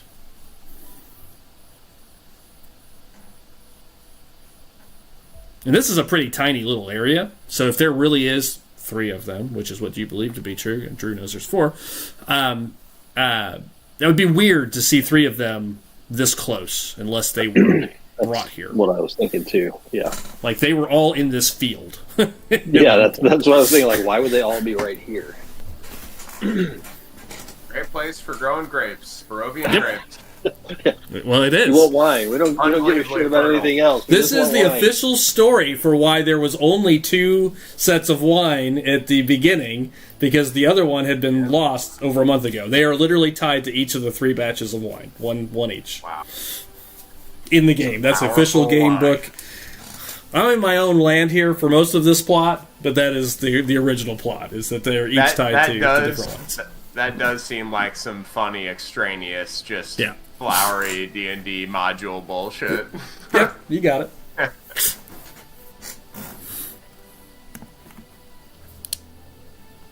Okay.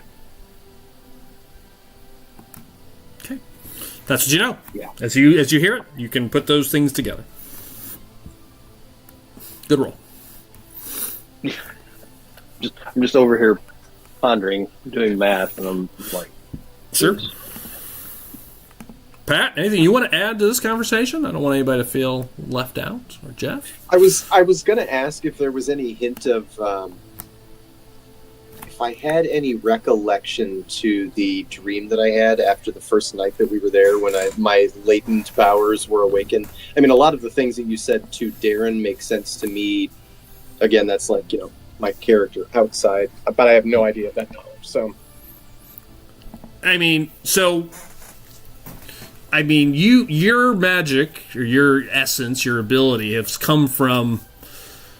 You believe, and it came the night that Kevin healed you, Casimir healed you, and has a taste of both divine and necrocy, as you know it at this point. Nobody's said anything yet about the fact. Drew has picked up on that there is both divine and necrotic energy coming from this thing. Unfortunately, that hasn't been said out loud, so I don't think there's a connection there for you yet.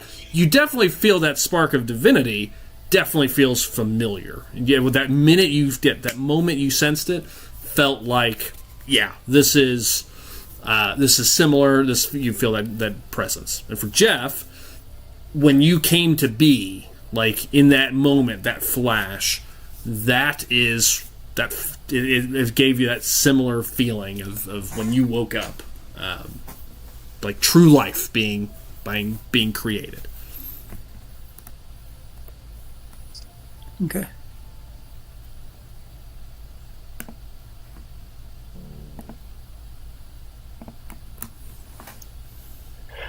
So if no one else says anything, then after I've sort of pondered that, Sure.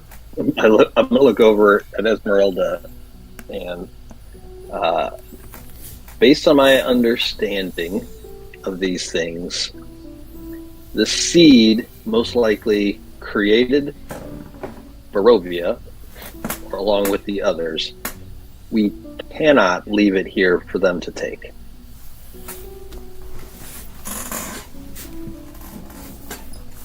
Okay. By that I mean we can't just leave and let these people be slaughtered and have our enemies take it. We will never get out of this place. Strahd is either consolidating his power because these things are related to his power. That much seems obvious to me based on what Lysander just said. So he's either using his lackeys to consolidate his power, or his lackeys are turning on him without him knowing it. Either way,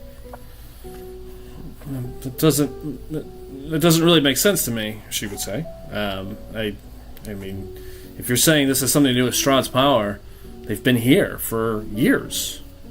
I mean, Strahd doesn't have them. He never has. he didn't need them. Have.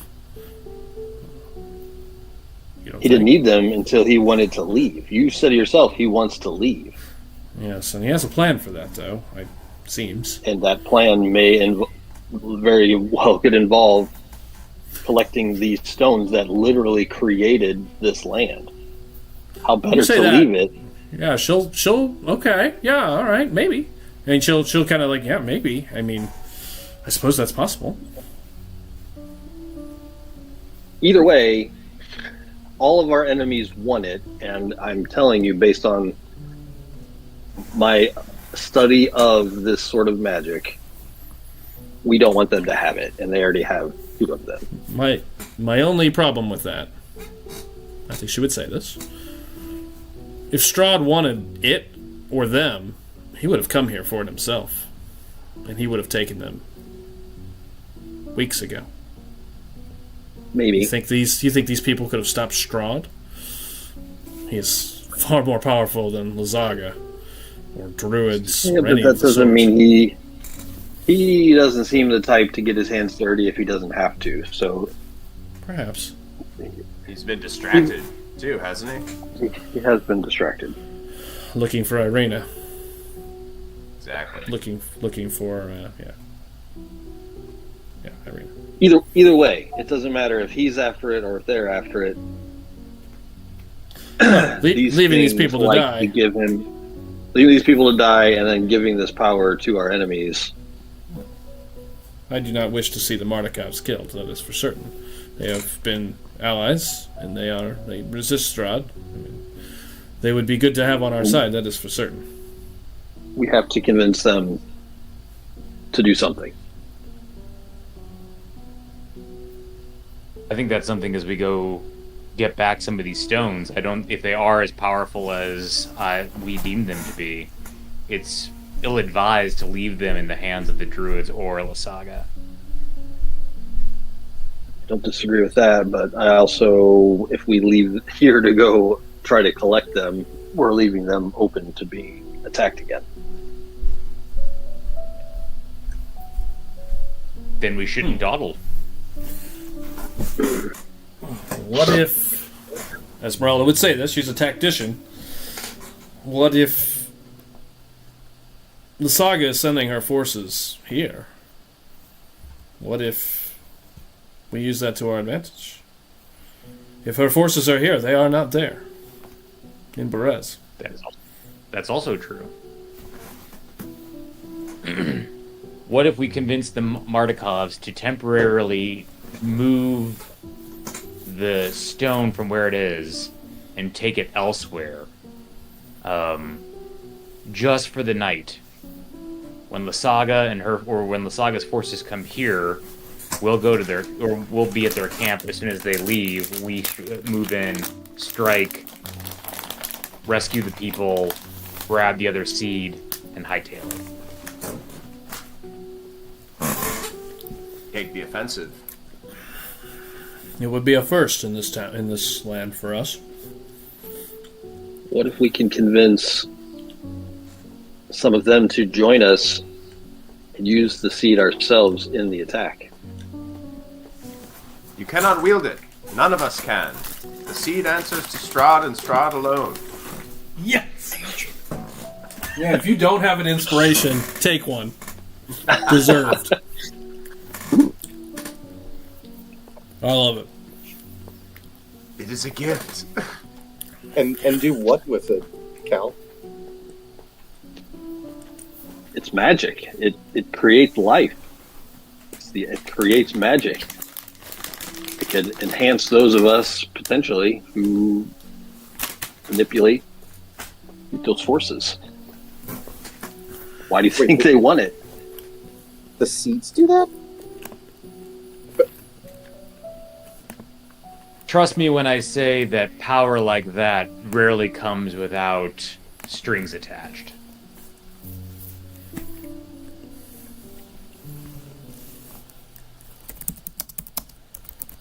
Strings can be cut. But regardless, we need to do something.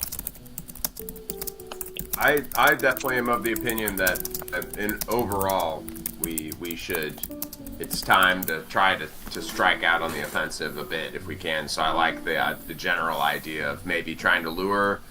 I don't know if Lasaga will come out of her den or not, or if we do a little feint action and try to get them out and spring a trap. But it could be. Go ahead. I was going to say, how do they know where the seeds are? What's saying if we take the seed and walk it to another, field or another hill, take that it to they can't just take it to the sanctuary at Argon Vostral. I was thinking, put it in the Dragon King's tomb or whatever.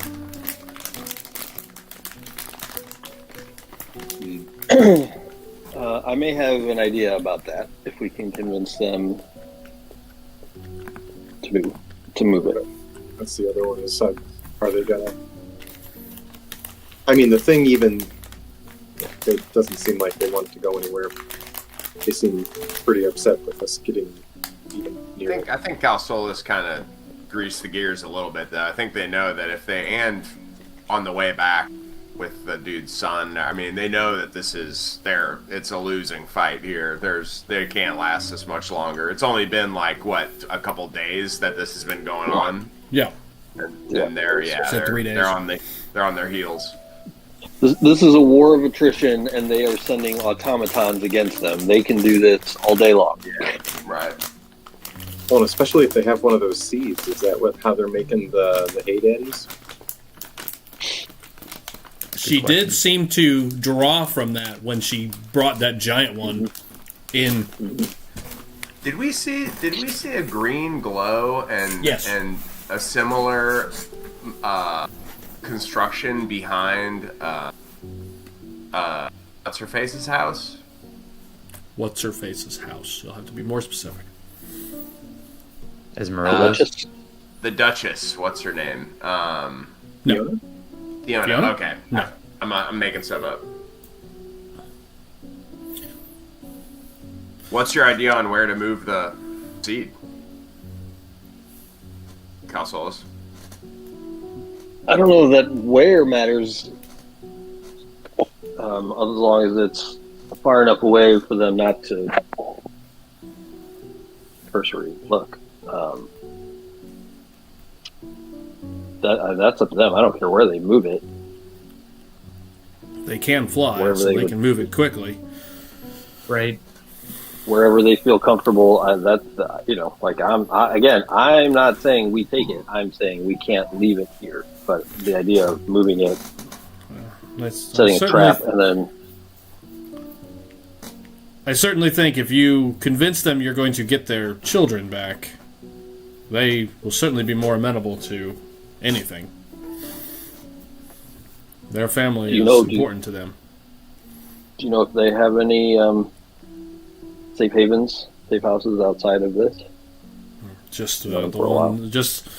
Their one of their sons owns the Blue Water Inn in Vallaki, but I would not consider that a safe haven, based on how we left it. Definitely not. But they can fly. They can fly into the mountains. I mean, they could fly to Krezk. They could fly to Krezk. Yes, Krezk might be a good opportunity. That's not far either. It's a fortified city. You know, it puts a lot of defenses in between them and the Seed. It's also further away, so even if they can track it, you know, it's in a better defensed position than a winery in the middle of a field.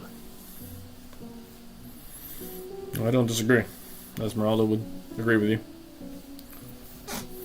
So if we convince the Markovs to take it to Krezk, then the idea is, well, there were people who survived this battle, right, and saw us. Yeah. Correct? Okay. The one hag. So, the one hag. Right. So it stands to reason that hag is probably informing Lysaga of the, 5 adventurers that are helping out the Markovs. It stands to reason they would probably send more, if not all, of their troops from the Bards here. I agree. Yeah. She will act quickly and she will act fiercely. I agree. So I would suggest that we convince the Markovs to move the stone to Krezk. Meanwhile, we slip past the front lines of the force, go to Bards, and engage. Like the 5 of us or 6 of us will. I don't know if Esmeralda's going to come. Go and try to kill Lysaga and rescue the family and get one of the seeds back. Sense to me. Makes sense to me as well. Risky, but nothing else. Everything is risky. So I like it. Do we think they'd be able to sense it? Not obviously they'd be able to sense it once they got here. Would they be able to sense it at a distance? If they can sense it from a distance, why I suggest we just move it to Krezk. Like I said, it's a fortified city. Like it at least puts the city defenses in between them, not the distance and the defenses between them. And my question is, would they be able to sense that it has moved from where they are? Is that something like how attuned to it? I mean, they could scry it to be certain. Yeah, I mean, if you would know. I mean, at this point, Drew, you had to be close to it for you to just naturally sense it. You did not pick it up. Your patron did.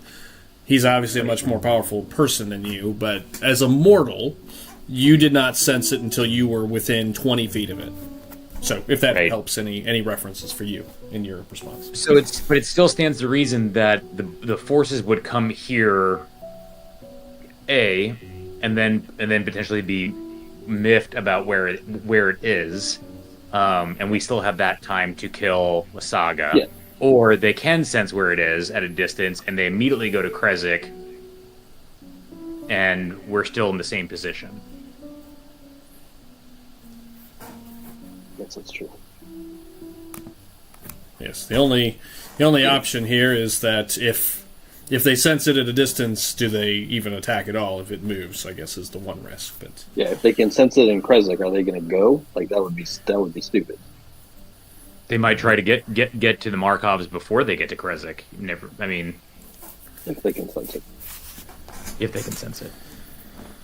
Or we could wait and risk it and move it once the attack begins. They could. I was going to say, what if we waited and then as soon as we send our troops down south to Bards and we have one person with wings wait here with the seed in case they can sense it, and then when the troops show up and everything, they boof it the other way. No. Yeah. I'd say you guys have a decision to make there. I was going to say that. So it's either, if you move it early, is there a chance they don't come at all and screws up your attack plan? Or do you wait to move it until they can almost see it, and do they get away, whoever it is? And then is there risk there? Yeah. if they have some magic or something to stop someone from getting away. Those are your I private say we decision to make move there. it. Which one's riskier? I say we move it.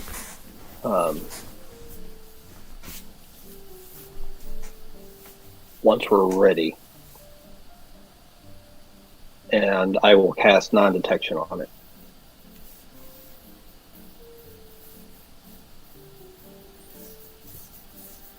Okay. But that means if they can sense it, they will immediately know something's up. So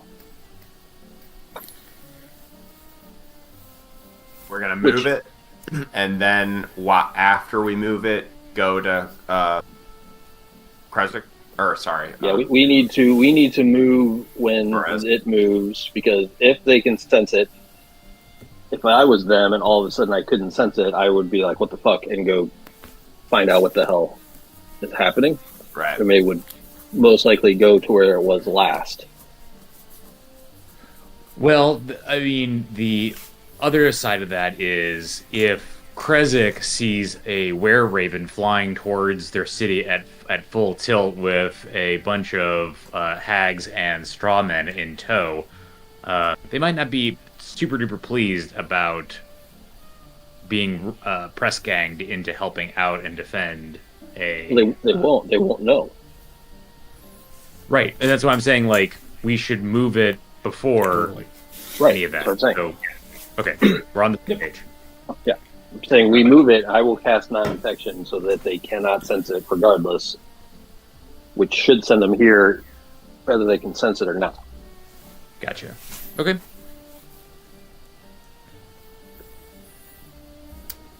But we still have to convince them to do it. Right. That's moving it is the easy part. Convincing them to do it is the hard part. Well, I'm afraid killing Lysaga will be not the easy part, actually. But your meaning is taken. Well, maybe we can talk her into giving up. If anybody can do it, yeah, you can, if anybody. Okay. I will give Lysander the help action for that. Lysander just disguises himself as Strahd and is like, "Hey, you can actually go. You don't even need to be here." And then Doug bottoms the roll, and Lysaga's like, "Oh, all right."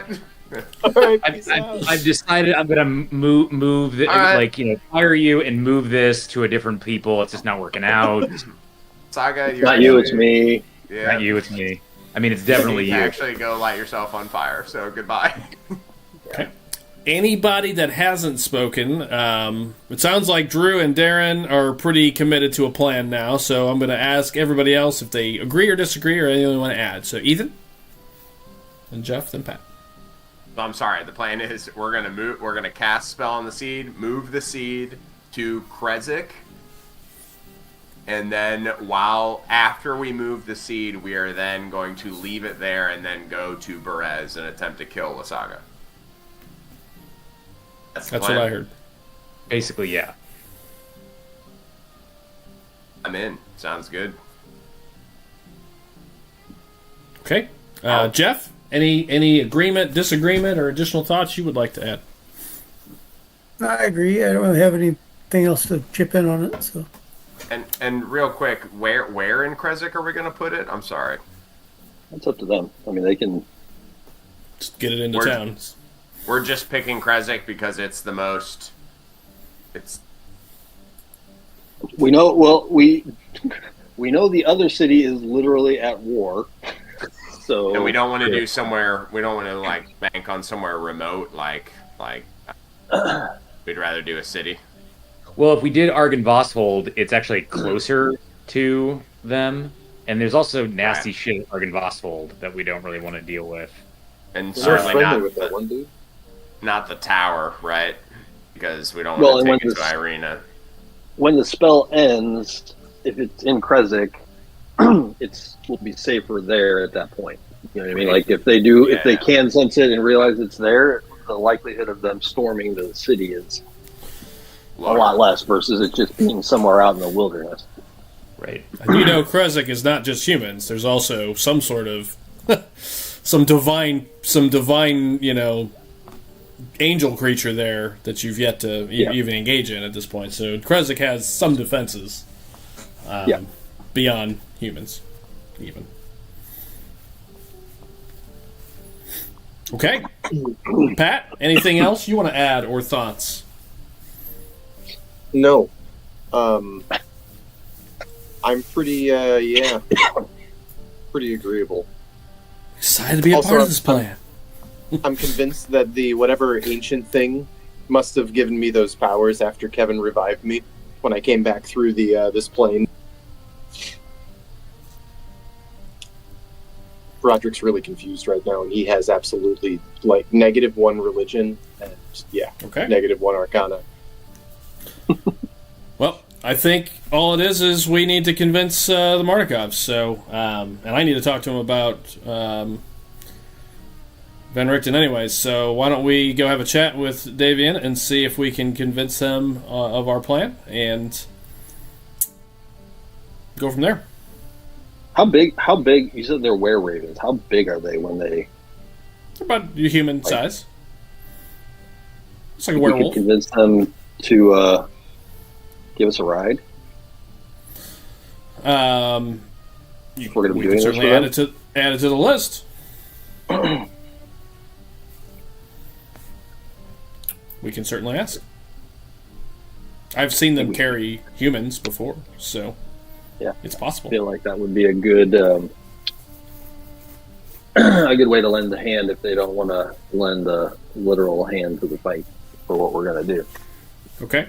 All right, let's do it. She'll get up from the table. Let's go talk to him. Cool. All right. Follow along. Who's all going to have this conversation with them? I'll be there. Okay. Not me. Yeah, he doesn't like you. Might be a minus for that. All right, but you track him down. You find him and Davian and son number 2, not Elevere, but our list of Mardikovs go. Adrian speaking. Esmeralda will break the conversation. Excuse us. We'd like to discuss something with you, a couple of somethings with you, if we could. She looks at you, Drew. I think you're the one that was going to ask. We have some thoughts, so she kind of nods. Yeah. We've decided that we're going to do you a solid and take care of your problem with Lasaga. But to do that hello, what's going on? What is that? Something pressed on my computer. I got rid of it. Sorry. It's okay. But to do that, we're going to need your help in doing something for us to make this work. We're going to need you to... We're going to do a bait and switch. So we're going to have you guys temporarily, and it will be totally in your possession the entire time, take the seed from the land to Krezk, while we slip past what we assume to be a much larger force coming here to kill us all, past them, and sneak into Berez and kill Lasaga. Once that is done, we'll get the seed, Lasaga's seed back for you, and rescue whomever is there. We'll bring both of those back to the winery, and you can come back with your seed from Krezk and start producing wines again. Everything will be good. Everything will just like that. Yeah. Puppies and rainbows after that. It's great. Okay. All right, you were giving the help action, Darren? Hell yeah, I was. I was okay. I was just like, what he... Oh, yeah, I'll just hype man while he's saying all that and just like cross my arms and nod my head like aggressively. You're just like pointing at like a really rough PowerPoint that I've made. Or yeah, even better if there's a map of Barovia laid out on a table in front of us, just like point and fucking move figurines while he's saying all that. I cast Thaumaturgy and create a little halo over Drew's head. Funny. Okay, well then, in that case, conversation is had. And I'll be rebel Drew, on his shoulder. advantage, persuasion check. I got a 22. Pretty good. Wow, you have a plus 11. Holy crap. Yeah. What? My God. It sounds very convincing. You just made it. I set the DC at 20 on this because they really don't want to move it. So it takes some convincing. Conversation happens. I got the gist of it. Esmeralda chimes in. We know Rivers is given the bad cop vibe a little bit and trying to push it along. Darren's jumping in and helping. It takes probably like 5 or 6 minutes of conversation before you finally do convince them. And as he listens, you are right. I mean, we will not survive another attack. Maybe one more, but we cannot keep this up for long. If you can help us, if you can get my grandchild back, and the rest of our farmhands, especially if you can kill the saga, which I don't know if you know what you're asking for, but if you can, I agree. We should do it the way you've suggested. It is the only thing that makes sense. Can we do it? What's that? We'll find out. I said, can we do it? Esmeralda will just shrug. She'll shrug on that one. Here's what I read in the Solid maybe. That's what I'm What's the worst that could happen? Yeah. I mean, it's only going to be around the consequences. We're somehow enslaved in Strahd's, spell and then stuck in this land forever. No, I mean, we'll be tortured till we die screaming for fun. And then stuck here, and then resurrected. You are stuck here. That is true. Okay. Yes, I will. I agree. Esmeralda will chime in. While we're asking for favors, has anyone heard from Van Richten? That was why we came here originally. I was hoping you've seen or heard from him. He shakes his head. No, I've not seen him. But we get through the night, I will send my children throughout Barovia. We will track him down for you.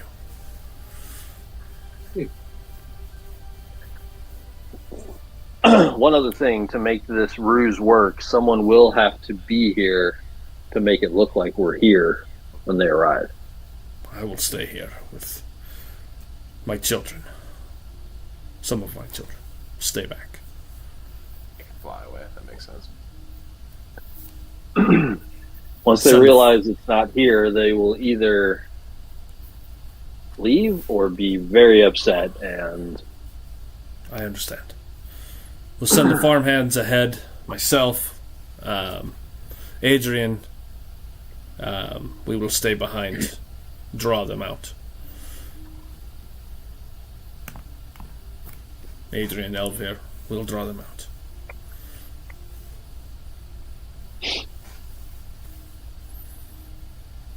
Don't suppose you have any better armor laying around here that might fit me? I'm afraid I do not. Oh, well. Worth the shot. I mean, yeah, you can steal Van you never know Richten's till you armor. ask. When do we do this? Now. Now. It is likely that Lasaga, that the hag that escaped has already told the saga of your triumph here and the aid that you have gotten. It stands to reason that they will begin mustering their forces and sending them here right away to catch us apart and crush us before we have a chance to regroup. If they come back Especially if they quickly, think- it'll only take them a few hours to get here. Yeah, how far away is it? It is, well, I got the map up, as it were. Awesome. If they go across the mountains, directly across this giant hill, you're talking about 1, 2, 3, 4 miles. You can be here it'll be slow terrain, and those things didn't look like they were moving very fast, automaton scarecrows, but, you imagine it would probably take 4 miles through a densely wooded or a kind of mountainous terrain. Probably a few hours. So can we assume then, what we saw, that they would have to summon them there where they have a seed? They couldn't do it here. Is that a safe bet? Yes. Yeah, and that's what they did. They came in force. Most of them came in force when they arrived. So we have time. They couldn't get here quick and then summon without the seed. Although they may think they can. You're right. The seed's not here. Correct. Yes. If the seed is what they're doing, of course, I do not know how they are summoning these creatures, but they did come in a force. They did not summon them once they were here. If that was your question. Yeah, that stands to reason. We know they have one, and we saw them use one to summon one here. So we probably have no more than 3 to 5 hours, would be my guess. So one last favor. Yes. Can we catch a ride there? If they're coming by land, can you help us get there by air ahead of time?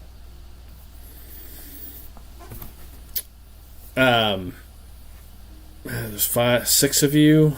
Let me look how many Mardikovs there are. Hang on. I don't know if they have enough people, though. I will remind you, Darren, you have a way to fly. It's true, I do. Literally. I know. For one short, I'm good. Yeah. I think, can it only take 1, or was it 2? I can't remember. I have to look. Let's see. He's staying behind. It'll probably take 2 people. What's up, Ethan? Sorry, no, go ahead. I was going to say, it'll probably take 2 of the Mardikovs to carry Roderick. No, they're not strong. He's technically normal size. But I'm also not. Yeah. 1, He's technically normal though. 2, Only 1. 3, 4, 5, 6. I can take 5. Yeah, 1 because Bray's gone. So, they would take pretty much all of them except for the 3 staying behind. Oh well, shit. We need one of them to go the other way though. Well, he can send 1 ahead, and so it'll just be 2 staying behind then. To Krezk? Yeah, one will have to go ahead to Krezk, the other 2 will have to stay behind. Okay. So we'll change it up. Adrian will go ahead to Krezk, Elvir will stay with me, and then my wife, Donica, Stephania, Dag, Brom, and Violet can carry you. Carry 5 of you. And the Ravens can come back once they drop. The point would be we should be able to get there soon enough that the Ravens could make it back before. Yes, potentially. Yes. I accept. We will. That's the least we can do. Deliver us unto our doom. Thank you. Yes. Don't be silly. We can do that. Deliver someone. Esmeralda will say, whoever is going on to Krezk, your farmhands, have them take my cart. Just get it out of here, then. She'll tell them how to use it.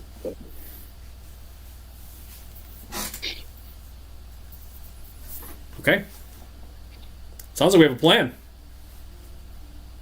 Well, if they're doing that, do we need the Raven, or do we to go to Krezk? How we have them taken by the cart, or are we having one fly? Well, she was gonna have the farmhands can use the cart. I think they would prefer one of the ravens keep the seed on their person in the family. Gotcha. She just wanted the cart not to be here to be destroyed. So, yeah. Yeah. Step 1 is we got to dig it up. Indeed. Get digging. I will handle it. Yeah, well. And with that, it is now. We are ready. Nothing else we want to do. I just want to be clear. As everybody's rested up, right? We're in good shape. I think so. Let's do it. Yeah. Okay. Does anybody need healing, by the way? Because she can heal if you need. I mean, I'll take free Actually- healing. I'm not gonna say no, but like, I wasn't sure if anybody didn't get healed up from the. I'm down 5 points, but if it'll cost her like a spell slot or something, it would be a spell slot. So I'm not in that bad a shape. I'm good to go. okay. You didn't get your short rest? I did, but I didn't. I still have a few hit dice left. Okay. I'm short 5 HP. I just didn't take all of them. I don't know. I'm 66 of 89, but I have the pad of 10 hit points. You're still pretty beat up then, so I think she will at least do 1 heal on you. I also have my warrior of the gods dice too, so Oh, I don't I have lied. all of it. I was thinking about Irina, who had some healing powers. She does not. I lied through my teeth. Grab some soil from the ground, Doug. Okay. Actually, this is going to be kind of funny here. Just like rub it on the spots, like where the lightning kind of, Mm-hmm. forced over. Okay, DeMarcus. Okay. That was weird.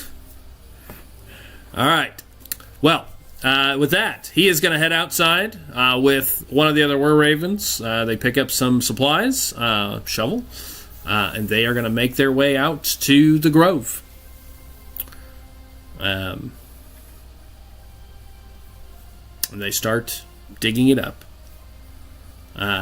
You hear anybody going out there with them, or are you guys staying in the house? Well, yeah, I'm gonna go because I don't know if they said it. Were they planning to leave straight from there or what? 'Cause I need. They'll leave shortly after. I mean, it sounds like that was the plan. So yeah, I would go out there because I'm gonna cast a spell on it. Okay. I'm going to go out there too, actually. Okay. Anybody that wants to go out? You can. What about just Drew, are you rest going and out? fall? Jeff, No, you're I going? am actually. Good. Jeff, you're going? No, go ahead. Jeff, you first. I am. Sorry. Jeff, go first. Jeff, go first. I'm going outside, but I'm just going to frolic. I'm really going to help. Okay, got it. I expected as much. Okay, and Drew, you said you're not going out? I am specifically not going outside, yeah. Okay, good to know. I'm pretty sure I would have to make a save not to go at this point. Okay, fair enough. They begin to dig it up, but before they do, the reason I mainly asked is you hear him say a prayer to the Morning Lord, basically asking for his forgiveness and what they are about to do for degrading this land. It's like this very apologetic prayer that he lets out to the Morning Lord before he begins. And then once he does, he starts to dig it up. Him and his son. Takes probably about 30 minutes to get down deep enough. It's pretty deep. But as they dig, as they kind of move the earth, Pat, did you say you went out there? You did. Rivers, did you? Nah, I'm in the building with Lysander. Okay. Those that are outside, as they dig, those attuned to it. So Pat for sure. And Jeff, as they dig deeper, like as more earth is pulled away, you feel that presence get stronger and stronger, to the point, Lysander, like right at the moment I say they dig it up, like you start to feel it pulling towards you, and you start hearing words while you're sitting there. You hear your patron is talking to you the whole time. I'm not going to RP the whole thing out, but you just hear this constant, "We should take it. We will have such power if we had just one, but two." Like now, you hear like this sort of, if we get our hands on two, what could that mean? You just hear it's like an internal dialogue that's happening, even if you're just sitting there quietly. He is constantly chattering at you about it. Do I sense anything, Doug? You are a priest. You do have radiant power. It is divine energy. As they pull it out, when you see it, you would also start to pick up its power. And so what happens is they dig it out, and you see Davian reach down, and he pulls it out. And he pulls it out of the ground. You see earth and roots wrapped all around it. like it's part of a tree almost, and you see him kind of rip it out of the earth. And it is about this big. It's about the size of like 2 softballs next to each other, kind of about that size. Giant green gem, and it glows bright, just emerald color. And I'd say as soon as that light touches you, Darren, you see it, you feel it, yeah, you sense it, and you sense what I've described to Drew as just pure radiant energy. And everybody would sense that necrotic energy as well as he pulls it up. This is a balance of both life and death and decay and rebirth and nature. Yes, you sense it. It's not good. It's not evil. It's just life. He pulls it out.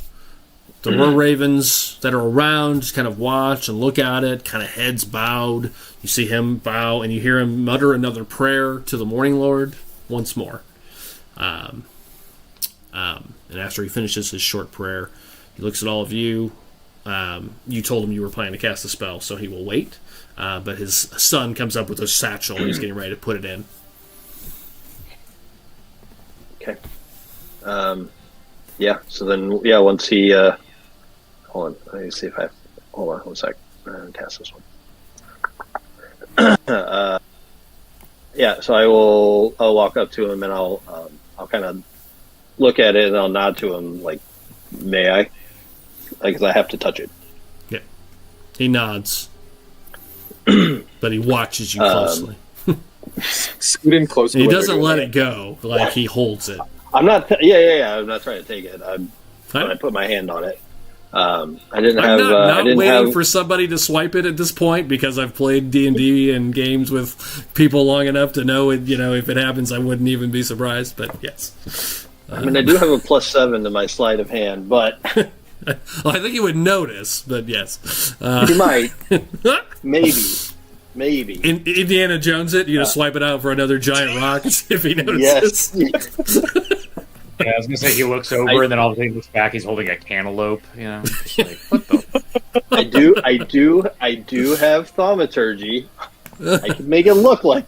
Yeah. I did not write up a thing for this one. I wasn't expecting to use it yet, so I don't know what I say exactly. But I put my hand on it and start speaking under my breath, and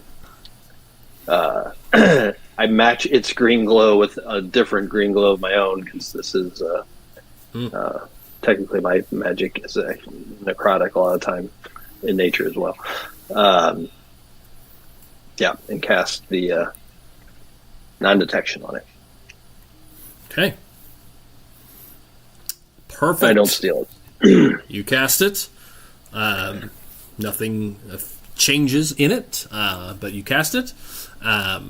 I think, actually, as you cast it, you all feel those that are connected to it, and kind of sensing its energy. It feels tamped down, but not completely blocked. Like, you can still, even close to it, you can still feel its energy, its magic, but it's like a blanket sitting over it. You've lost some of that heat coming off of it.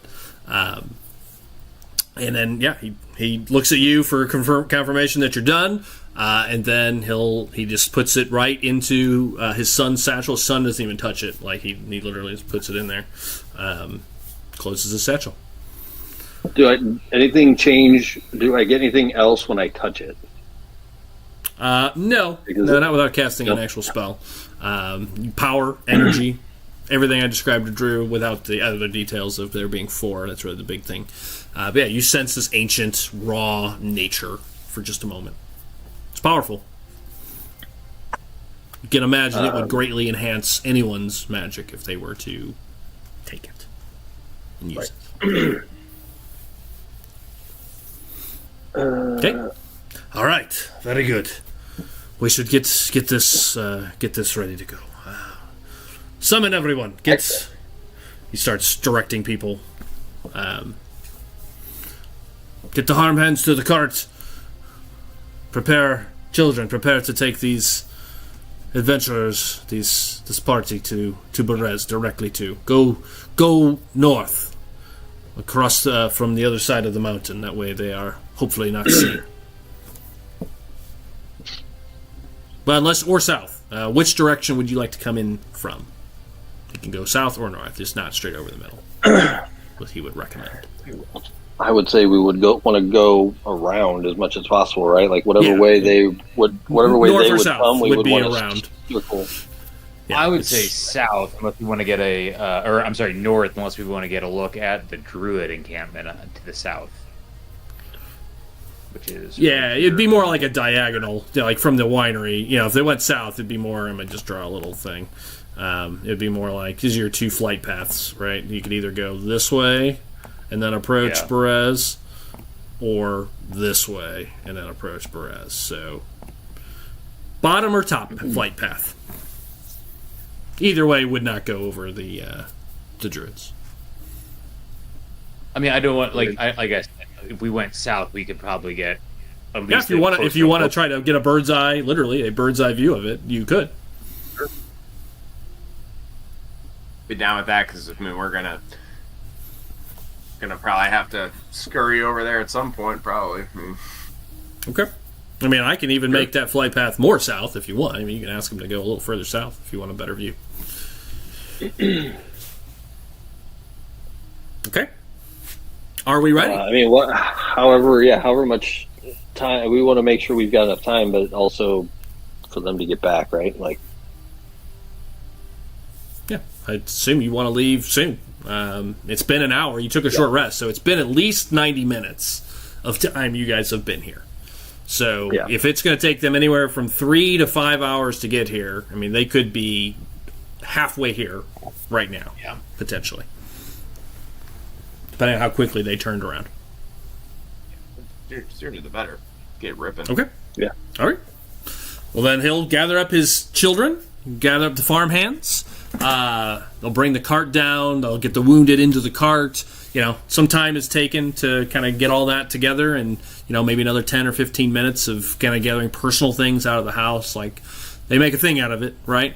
And spend a little time getting things out and things that are important, and ultimately, once that's done, the whole family of them, you see them all come together, kind of near where the grove was. Those that were not in Raven form change. You see them bodies kind of contort and change just like a werewolf does, and you see this group of 7 were ravens kind of standing in a circle, kind of huddled together, and they say some words to each other, some goodbyes, some good lucks, and then they kind of break apart. We are ready. And you'll need one more flight plan, Darren. Assuming you're gonna pull your item out. Yeah. Sorry, real quick step back. Do we want to take any of our casks of fire with us? Didn't seem to be a bad bet. Could have Roderick Pete Weber one straight down the alley to the hag's den and fucking burn her out. I mean, have a little artillery just in case. Drop them from the flight path. I do also want to point out that La Saga has one of these seeds, so our first order of business should be to get the seed away from her. Sure. I mean, yeah. You think she just got it on her? I mean, she probably... We'll find out. Or close at hand, yeah. I mean, if these seeds can be used to amplify power, and La Saga is strong as it is, we should probably try to get... Yeah, that's a good point. Esmeralda will agree with that. Yeah, I think if that opportunity is in front of us, we should certainly take it. Totally. Yeah. So we'll need to scout the situation when we get there. Okay. But point is, do we take some artillery to have? Oh, sure. I don't think she's going to be totally unattended. If we have the capacity to take some, let's do it for sure. Yeah. I think Roderick is probably the only one. I mean, maybe Rivers as well. Probably the only two strong enough to carry one for that long, because you're going to be, in flight for some time. These are not light, but like 40 or 50 pounds, if I remember correctly, a full cask. I mean, we could tie some rope around them and make kind of like a saddlebag or a harness out of them. Well, the Were Ravens they're going to be tough to carry most of you, so I would say one of them is a little stronger. If you want to take one, maybe two. I think that's fine. Let's just take one. And there will Let's be be a stamina check on that, again, just like there was the last time, to carry him that long. Okay, so one, you're going to grab one off the cart? Yep. Okay, Pat, I assume you're the one taking it? Yep. Okay. Anything else you want to do before they take to the skies? Take out my little fly, toss it in the air. First a time giant using it. fly. Yeah. It's like a bottle fly. What's Right, that? I forgot. I was like, But it's like a giant bottle fly. Yeah, it is exactly No, what it is. I didn't have the word written down. I don't know. I have to say a magic word, but I don't have it on here. On the thing, I so don't think know it said. I think it was just there is a magic Buzz. word. Buzz. Yeah. Buzz. Yeah, you see this little Right. ivory statue just explode with a bright kind of purple and white flash of magic, and it just kind of turns into a large fly. Nuzzles up I next just to you, hop Darren. on it like it's no big deal. Okay. don't like that at all. The Ravens feel definitely good about are that. like, what the hell? And Esmeralda will say, well, you guys are full of surprises every day. Yeah. Did I steal it from her? Who did I steal No, it you from? stole it from the magic yeah. shop. It's one of Was the that- many was that the things magic stolen shop? from the magic shop. Yes. Was it? No one's missing this weird thing. It's all Yes. good. Well, not anymore, possibly. Yeah. That may be problem solved, finally. All right. Oh yeah. Where did we get this? Like camera cut to the road. Just absolute melee going on. Like, That's right. As Blackie burns from all siege of directions. Helm's Deep. Yeah. Yep. There's something we're supposed to do. With that, the Ravens will basically, they're going to give you a piggyback ride, basically. They'll have you grab them around their shoulders, kind of in their neck, and they will fly you that way. They will say goodbye one last time, and then, these five will take off into the skies with Darren in totes on the fly. On the fly. On the fly. I mean, these we six of you potentially carry a lot more tasks on the fly. I'm just throwing that out there. Yeah, you could probably put one on the fly if you want. That's fair. I think it's big enough that you could keep one there if you want. All right. You want to take a second one? Yeah, let's take two. Okay. Okay. Yeah, you can tie one onto the back. Sure, no problem. Horsefly. All right. You guys lift up into the air, leaving the winery as they shoot up into the air, pretty high into the air, and start making their way south, pretty much direct south, since you said you wanted to get eyes on the on Yesterhill. They'll tell you, just kind of talking as they're flying, is not a lot of conversation because it's a lot of work to carry you guys, but one of them, I think Stephania, that's his daughter. No, what's his wife's name? Donica. Donica will tell you that is the Druid's home. She'll point down and I'll describe what you see. That is Yesterhill. It is said to be where all life originated in Barovia. That's what they say. That the elements and life are strongest there. And she'll say that through strained breaths. And as you guys kind of fly up, and then they'll start moving east away from it. But you get a view of it. You see this giant hill. You see these dark clouds as you get closer to it. you see something you couldn't see from more a couple miles away. You see flashes of lightning, just flashes of lightning kind of stretch out through the clouds periodically. And at the top of the hill, it's, as you're flying kind of over to one side, you can kind of see it is very dark up there, like unnaturally dark. Darker than the rest of the area for it being, now probably 2-3 o'clock. At the top of that hill, though, you can see a stone circle of rocks and stones and boulders with a large open area, probably 100 feet in diameter, easy. It's a huge open circle. And in it, you can see they're small for you guys because you're up so high, but you can see what little flickering orange lights, what look like dozens of torches lit at the top of this hill. In the middle of the hill, you can just barely make it out, is a statue. Some sort of statue. You can't make any details out of it from here. And there's a large tree in the circle, and then there is another large tree behind it further up the hill. So you have the stone circle, there's a tree and a statue, and then behind it, further south, is a much larger tree. Both trees look dead. The hill itself is large, and you can make out little burial mounds scattered throughout the hill. Dozens of them. Hey, Doug. Yes. While we're flying and they see that, yeah, I'm going to pull out my spyglass. Sure. Take a look at the statue that I picked up along the way. Forgot you had that. All right, yeah, you take a closer look. You get some more details then as you're flying past. No pun intended. The statue looks to be made out of wicker, like in wood. And it is 30 feet tall, give or take. Now that you can see people walking around, and you can see there are people moving around up there.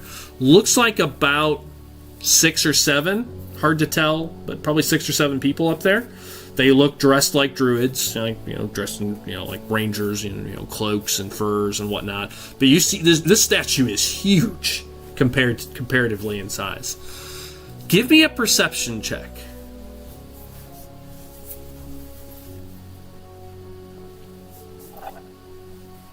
My character sheet back. Perception. It'd be a 21. 21. The statue looks sort of like Strahd. Yeah, I kind of figured that. And in the center of its chest, you see a soft, glowing green glow. Have I seen this green glow before? Have I touched it? Just recently.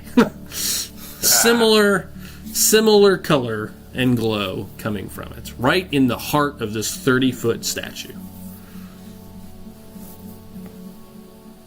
Way to use the random inventory item. That is just... That is great. I love it, yeah. Totally forgot about it. I totally forgot you bought it. And in fact, Aaron... Stole it on somebody. I haven't bought shit. Definitely stole that from you somebody. Have taken hella shit from like all kinds of weird places, like I've got the list of shit that I have, and corpses and the dagger started everything, right? Yeah, like the Indiana Jones shit. And I activated on the map. This is what that hill looks like, just so you can see it. And it actually, if you're zoomed out far enough, it looks like you're way above it. So it actually kind of works. Yeah. That is what it looks like. Okay, so he's over on the left. Yep. Map left. Okay. Here, for our viewers, I will bring up the map. I had fun with that map. Yeah, that's what you see. That's what it looks like from far away. You can even see the little green glow on it. And with that, you guys turn away and start heading south around the hills. The flight takes a little time. They're not moving all that fast, especially with you guys on their backs. They move directly sort of east. You can see the mountains kind of to the side, and they're trying to stay pretty far south. But once again, from this vantage point, you can see and you see a crowd of creatures moving across the top of the mountain as you make your way over. It looks like about 20 to 30 dots moving across the top of the hill in sort of formations, almost in like little army groups of like 4 and 5 here, 4 and 5 here, 4 and 5, like very like organized into like battalions of these things, and they're moving very stiffly. However, there are 2 giant ones as well, standing in with the crowd. So it looks like there's about 22 creatures moving across the top of this hill in unison that you can see in the distance, moving towards the winery. With that, It's a good sign. you continue on. I mean, sort of. Yeah, kinda. Well, it's a good sign. Is in that's what we thought. That's all the stuff it's a good you. sign that the plan is working. I don't know if I'd call it good for the people at the other end of it. No, Also, but hopefully there. it gives you a hint of what might have been there had you decided to like go on a full frontal here. So, yeah, you get to kind of see it for a moment as they fly on. And I would say the ravens pick up speed when they see it. Like you feel a little motivation from them as they try to push forward. About an hour goes by. It's about an hour flight. So, Pat, since you're carrying a cask, I need you to make a con save, please. You got it, boss. Go blam! 30-20, I think. Yep, 30-20. Yeah, it is.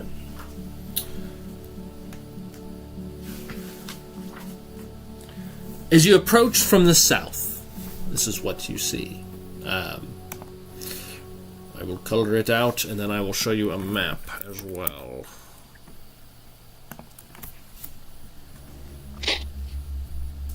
At the edge of the river, there's a huge river that runs right alongside what appears to be ahead of you. Just destruction. You can see a trail from the south and the north that lead into marsh. You can see water, moisture, mud. It looks like a swamp, and that's really what it is. And the buildings seem to be just kind of taken over by the swamp itself. Dissolves into spongy earth, pockmarked with stands of tall reeds and pools of stagnant water. A thick shroud of fog covers all of it. Scattered throughout the marsh are old peasant cottages, their walls covered with black mildew, their roofs mostly caved in. These decrepit dwellings seem to hunker down in the mire as though they have long since given up escaping the thick mud. Everywhere you look, black clouds of flies dart about, hungry for blood. The fog is much thinner on the far side of the river, where light flashes amid a dark ring of standing stones. That's the official description from the D&D module. I will tell you what you see directly now as you come up from the south. So let me bring up... Wrong page, Doug. Here it is. This would be the Ruins of Berez. Activate. I'm going to brighten it up because you guys are coming in at the kind of the end of the day, so it's a little bit brighter than what I originally thought it might be. Lighting. There we are. Okay, I don't know if... yeah, I'm going to go ahead and do that. I'm going to open it up entirely. You are coming in from the south. So you guys are coming in for... I'm going to highlight on the map. This is a big map. Kind of coming in from the far left corner, pretty much. Okay? What you see coming in from the south is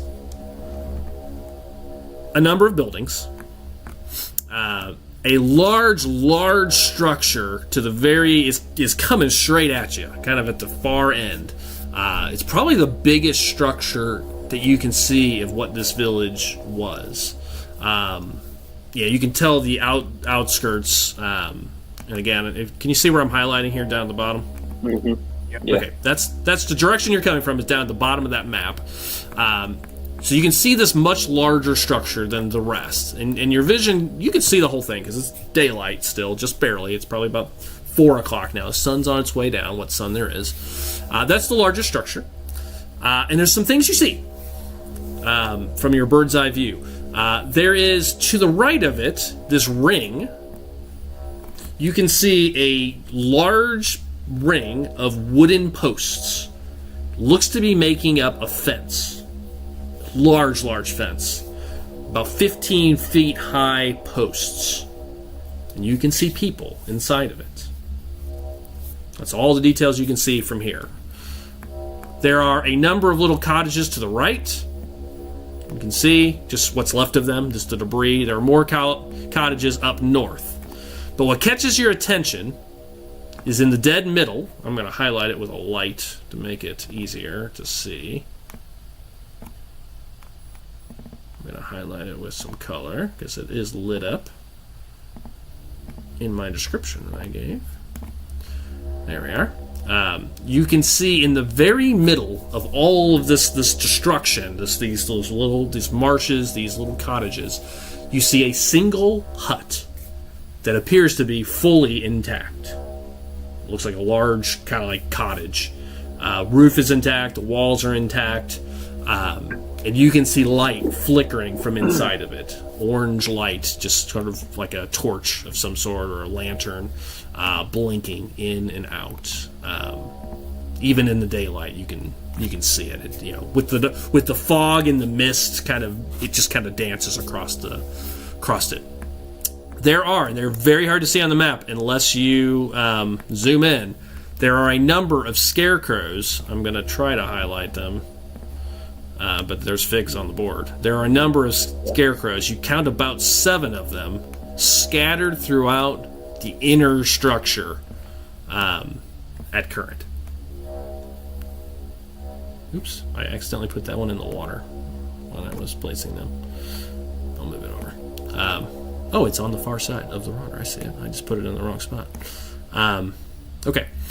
1, 2, 3, 4, 5, 6, 7. Yep, there are 7 of them. That is what you see. That is what the area looks like. You can move all around the map because you have a bird's eye view. That's why I opened up the token vision. You can see all of that. You are coming from the deep, deep south currently. Does the ring look like a makeshift prison? Is that? Yeah, that's what it looks like. It looks like a pen. And you can see people in there. Yeah. And so all the detail you can see from here. Depending on how close you want to get, then I will describe what else you might see. And we can see the scarecrows, right? Yep. Are they moving? They're nope. Oh, okay. Not at present. I just said no. Yeah. They said before that they have one of the seeds already, right? Uh-huh. You can, look around as we're coming in. Does anything glow green like the light that we saw when we were coming up to the the winery? You see no green glowing lights at the present.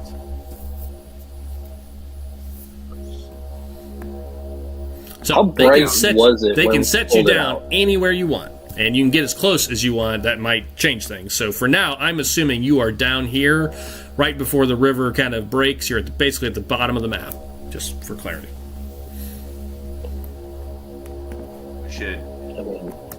We should try to get the people out first. We should get at the south and try to quietly get to the people. See what we can. Do from there. Assuming these guys can. The Ravens can take them. The Ravens can take them. Yes. Yeah. Right. Exactly. That's what I'm saying. You're having this conversation kind of mid-flight. Yes. If you can rescue them, we can get them out. I mean, we don't have to rescue them. You drop us off outside. You drop in there, pick them up, and go. You rescue them. Yes, we can attempt that. We should do like quick reconnaissance to see how, like, if there's any, guards around or anything, or any scarecrows like watching guard or so. Although we could already see that, we didn't see it. Yeah, you would see it. The scarecrows seem to be kind of in a loose semicircle around the hut in the middle. They don't seem to be any right immediately near the pen that you can see. They could be hiding somewhere at this distance. This is what you can see. I mean, we can do a little reconnaissance together before the birds leave, right? Like, we can sit down at the back, check it out. Do anything you want. They will support you. Or, I mean, we could tell them to wait a few minutes until we move in, and if shit goes south, grab the people and leave so as not to draw their attention. Yes, they will support that as well. Being that we have 11 minutes left, this is the planning phase. We will pick up what actually happens next session. So yes, feel free to kind of talk through how you want to do this. But yes, they will. Yeah, we can help you with that. Yep. We're happy to support, to drop you off. We're happy to support, attempting. They would feel pretty strongly about not being the first to go in because they don't want to, get killed and or, ruin the element of surprise by dropping in themselves. Right. I'd say we drop, we land as far back as we can, figure out what we can see on the way to the pens and see if there's, any presence other than the scarecrows, and then if there's a way to get them out without diving in, we do that, and if not, we just have them swoop in, take them, and piss off. Yeah. I mean, worst case scenario, if we do that, they're gone. They don't know that we're here. We can go hide. You know what I mean? Like, we don't have to be standing there holding the bag when they take off. Like, it's maybe like two or three of our like stealthiest people like go up to the actual pen and ascertain what's around it and see if it's going to be just as easy as swooping in, and then some, like me and Roderick or something, kind of hang back and look for a signal, maybe like be ready to rush in if need be, or just like hold ground, kind of. Yeah, that makes sense. And Esmeralda, I guess, like, although she's probably pretty stealthy, she's super stealthy. She snuck into the Ravenloft and got out. Snuck into the final level of the game, and then left. So yeah. She's stealthy. So yeah, where do you guys think, like, this little peninsula down here, like something like that, or like across the river? I mean, I'd say we just come in like right behind this building, right? Yeah, like somewhere. That's just come down. Come down. Ourselves some cover, like land in some trees back there. Come down low and go across the river and just hang out at the back of this building, and then we can reconnaissance up to the pens from there and see what we see. Yeah, the building sketches me out. I know we can't see anything in it right now, but like I just want to be careful of like everybody like walk up to the building together, Yeah, and I'll read you what you see. I'll read you what you see there, just if that's helpful. I can read you descriptions of each thing since you have a bird's eye view. The back southern building, the description of the book states, towards the south end of the village lies the remains of a mansion built on higher ground. It has been reduced to piles of stone and rotting timber. Empty arch windows stare back at you. South of the ruin is an untamed garden, runs rampant, surrounded by broken walls that are no longer able to contain it. East of the ruin, someone has erected a crude wooden fence, forming a circular yard. So that's what you see there. Yeah. Nice. And we don't see any people, right? Yes, you see people moving. In the building. In the building, no. Everything I described is what you see in the building itself. Yeah. You see 6 people inside the pen. Yeah. I think that makes sense. The other description is the hut in the middle. Someone has built a ramshackle wooden hut in the middle of the village, on top of what once was an enormous stump of a tree. The rotting roots of the stump thrust through the mire. An open doorway is visible on one side of the hut. and you can see flickering glow of torchlight. Paraphrasing some of that. Because stuff you can't see. Okay. U4 is that even on this map? Oh yeah, it is. This up here to the left. U4. Through the fog, you can see an empty shell of what used to be an old stone church, clearly. North of which, a cemetery of leaning gravestones enclosed by an old rusty fence. Half of the cemetery has sunk into the mire. There you go. There's actually there's also a small statue. I don't even think you can see it on this map. It's so small. There is a small statue over here in the debris. Oh, yeah. I don't even think it's visible on this map. Small statue over there. Really make it up. Can't make any details of that from here. That's really all. What the about descriptions. What about this circle of trees with a big hole in the middle? To the right of the lake or river, right over here. Oh, You're gonna. Where are you at? Can you highlight for me? Across the river, all the way to the right. Oh, Right here. oh yeah. What is that? Hold on. I don't remember what that is. Look at the map. That's U6. actually where the seed is. A dozen moss-covered. What is that word? Menhirs. Menhirs. Menhirs. What is that word? I don't even know what that is. I've heard it before. I have to look it up. too, but in reference to A tall upright stone of some kind erected in prehistoric times in Western Europe. There you go. Giant stones form a near perfect circle in the spongy earth. These weathered stones range in height from 15 to 18 feet. They're huge. A couple of them lean inward as if to share some great secret with their neighbors. That's it. Seems unlikely that they would keep the stone on the other side of the river from where they are. The seed, rather. Seems like you just fell into their trap. It's exactly what they want you to think. Well, cool, then we can just go take it. Yes, just like the sword that was going to be just sitting outside Ravenspire in the... Got in that role, yeah. Although I do think that was an option, if it was randomly checked. You said it could have been in Badameva's hut, right? Yep, yeah, it had all kinds of random places. Yeah. You must find this! Oh shit, it's right here. You mean this thing right here? Okay, I guess you found it. Yeah. I'm pretty sure that was literally one of the options. For those that have never played Strahd, for our listeners, all the 3 hidden items are literally random tables in the book, so it's different every time you play. Okay, so we're loosely aligned on a plan here. Yeah, so it sounds like you guys are going to land kind of to the left here of the building and make your way over, is what I think I heard. Yeah. Yeah. And the general plan is ideally get the were ravens to swoop people out of there, and we can commence with our. Or we can let them out. I mean, they have to have got them in there somehow. So maybe there's a door or something we could potentially just let them out. Right. Yeah. You just can't see it from here. Sounds good. Worst case scenario, though, yeah, we just have them swoop in and take them and piss off. Yep. Down. Okay.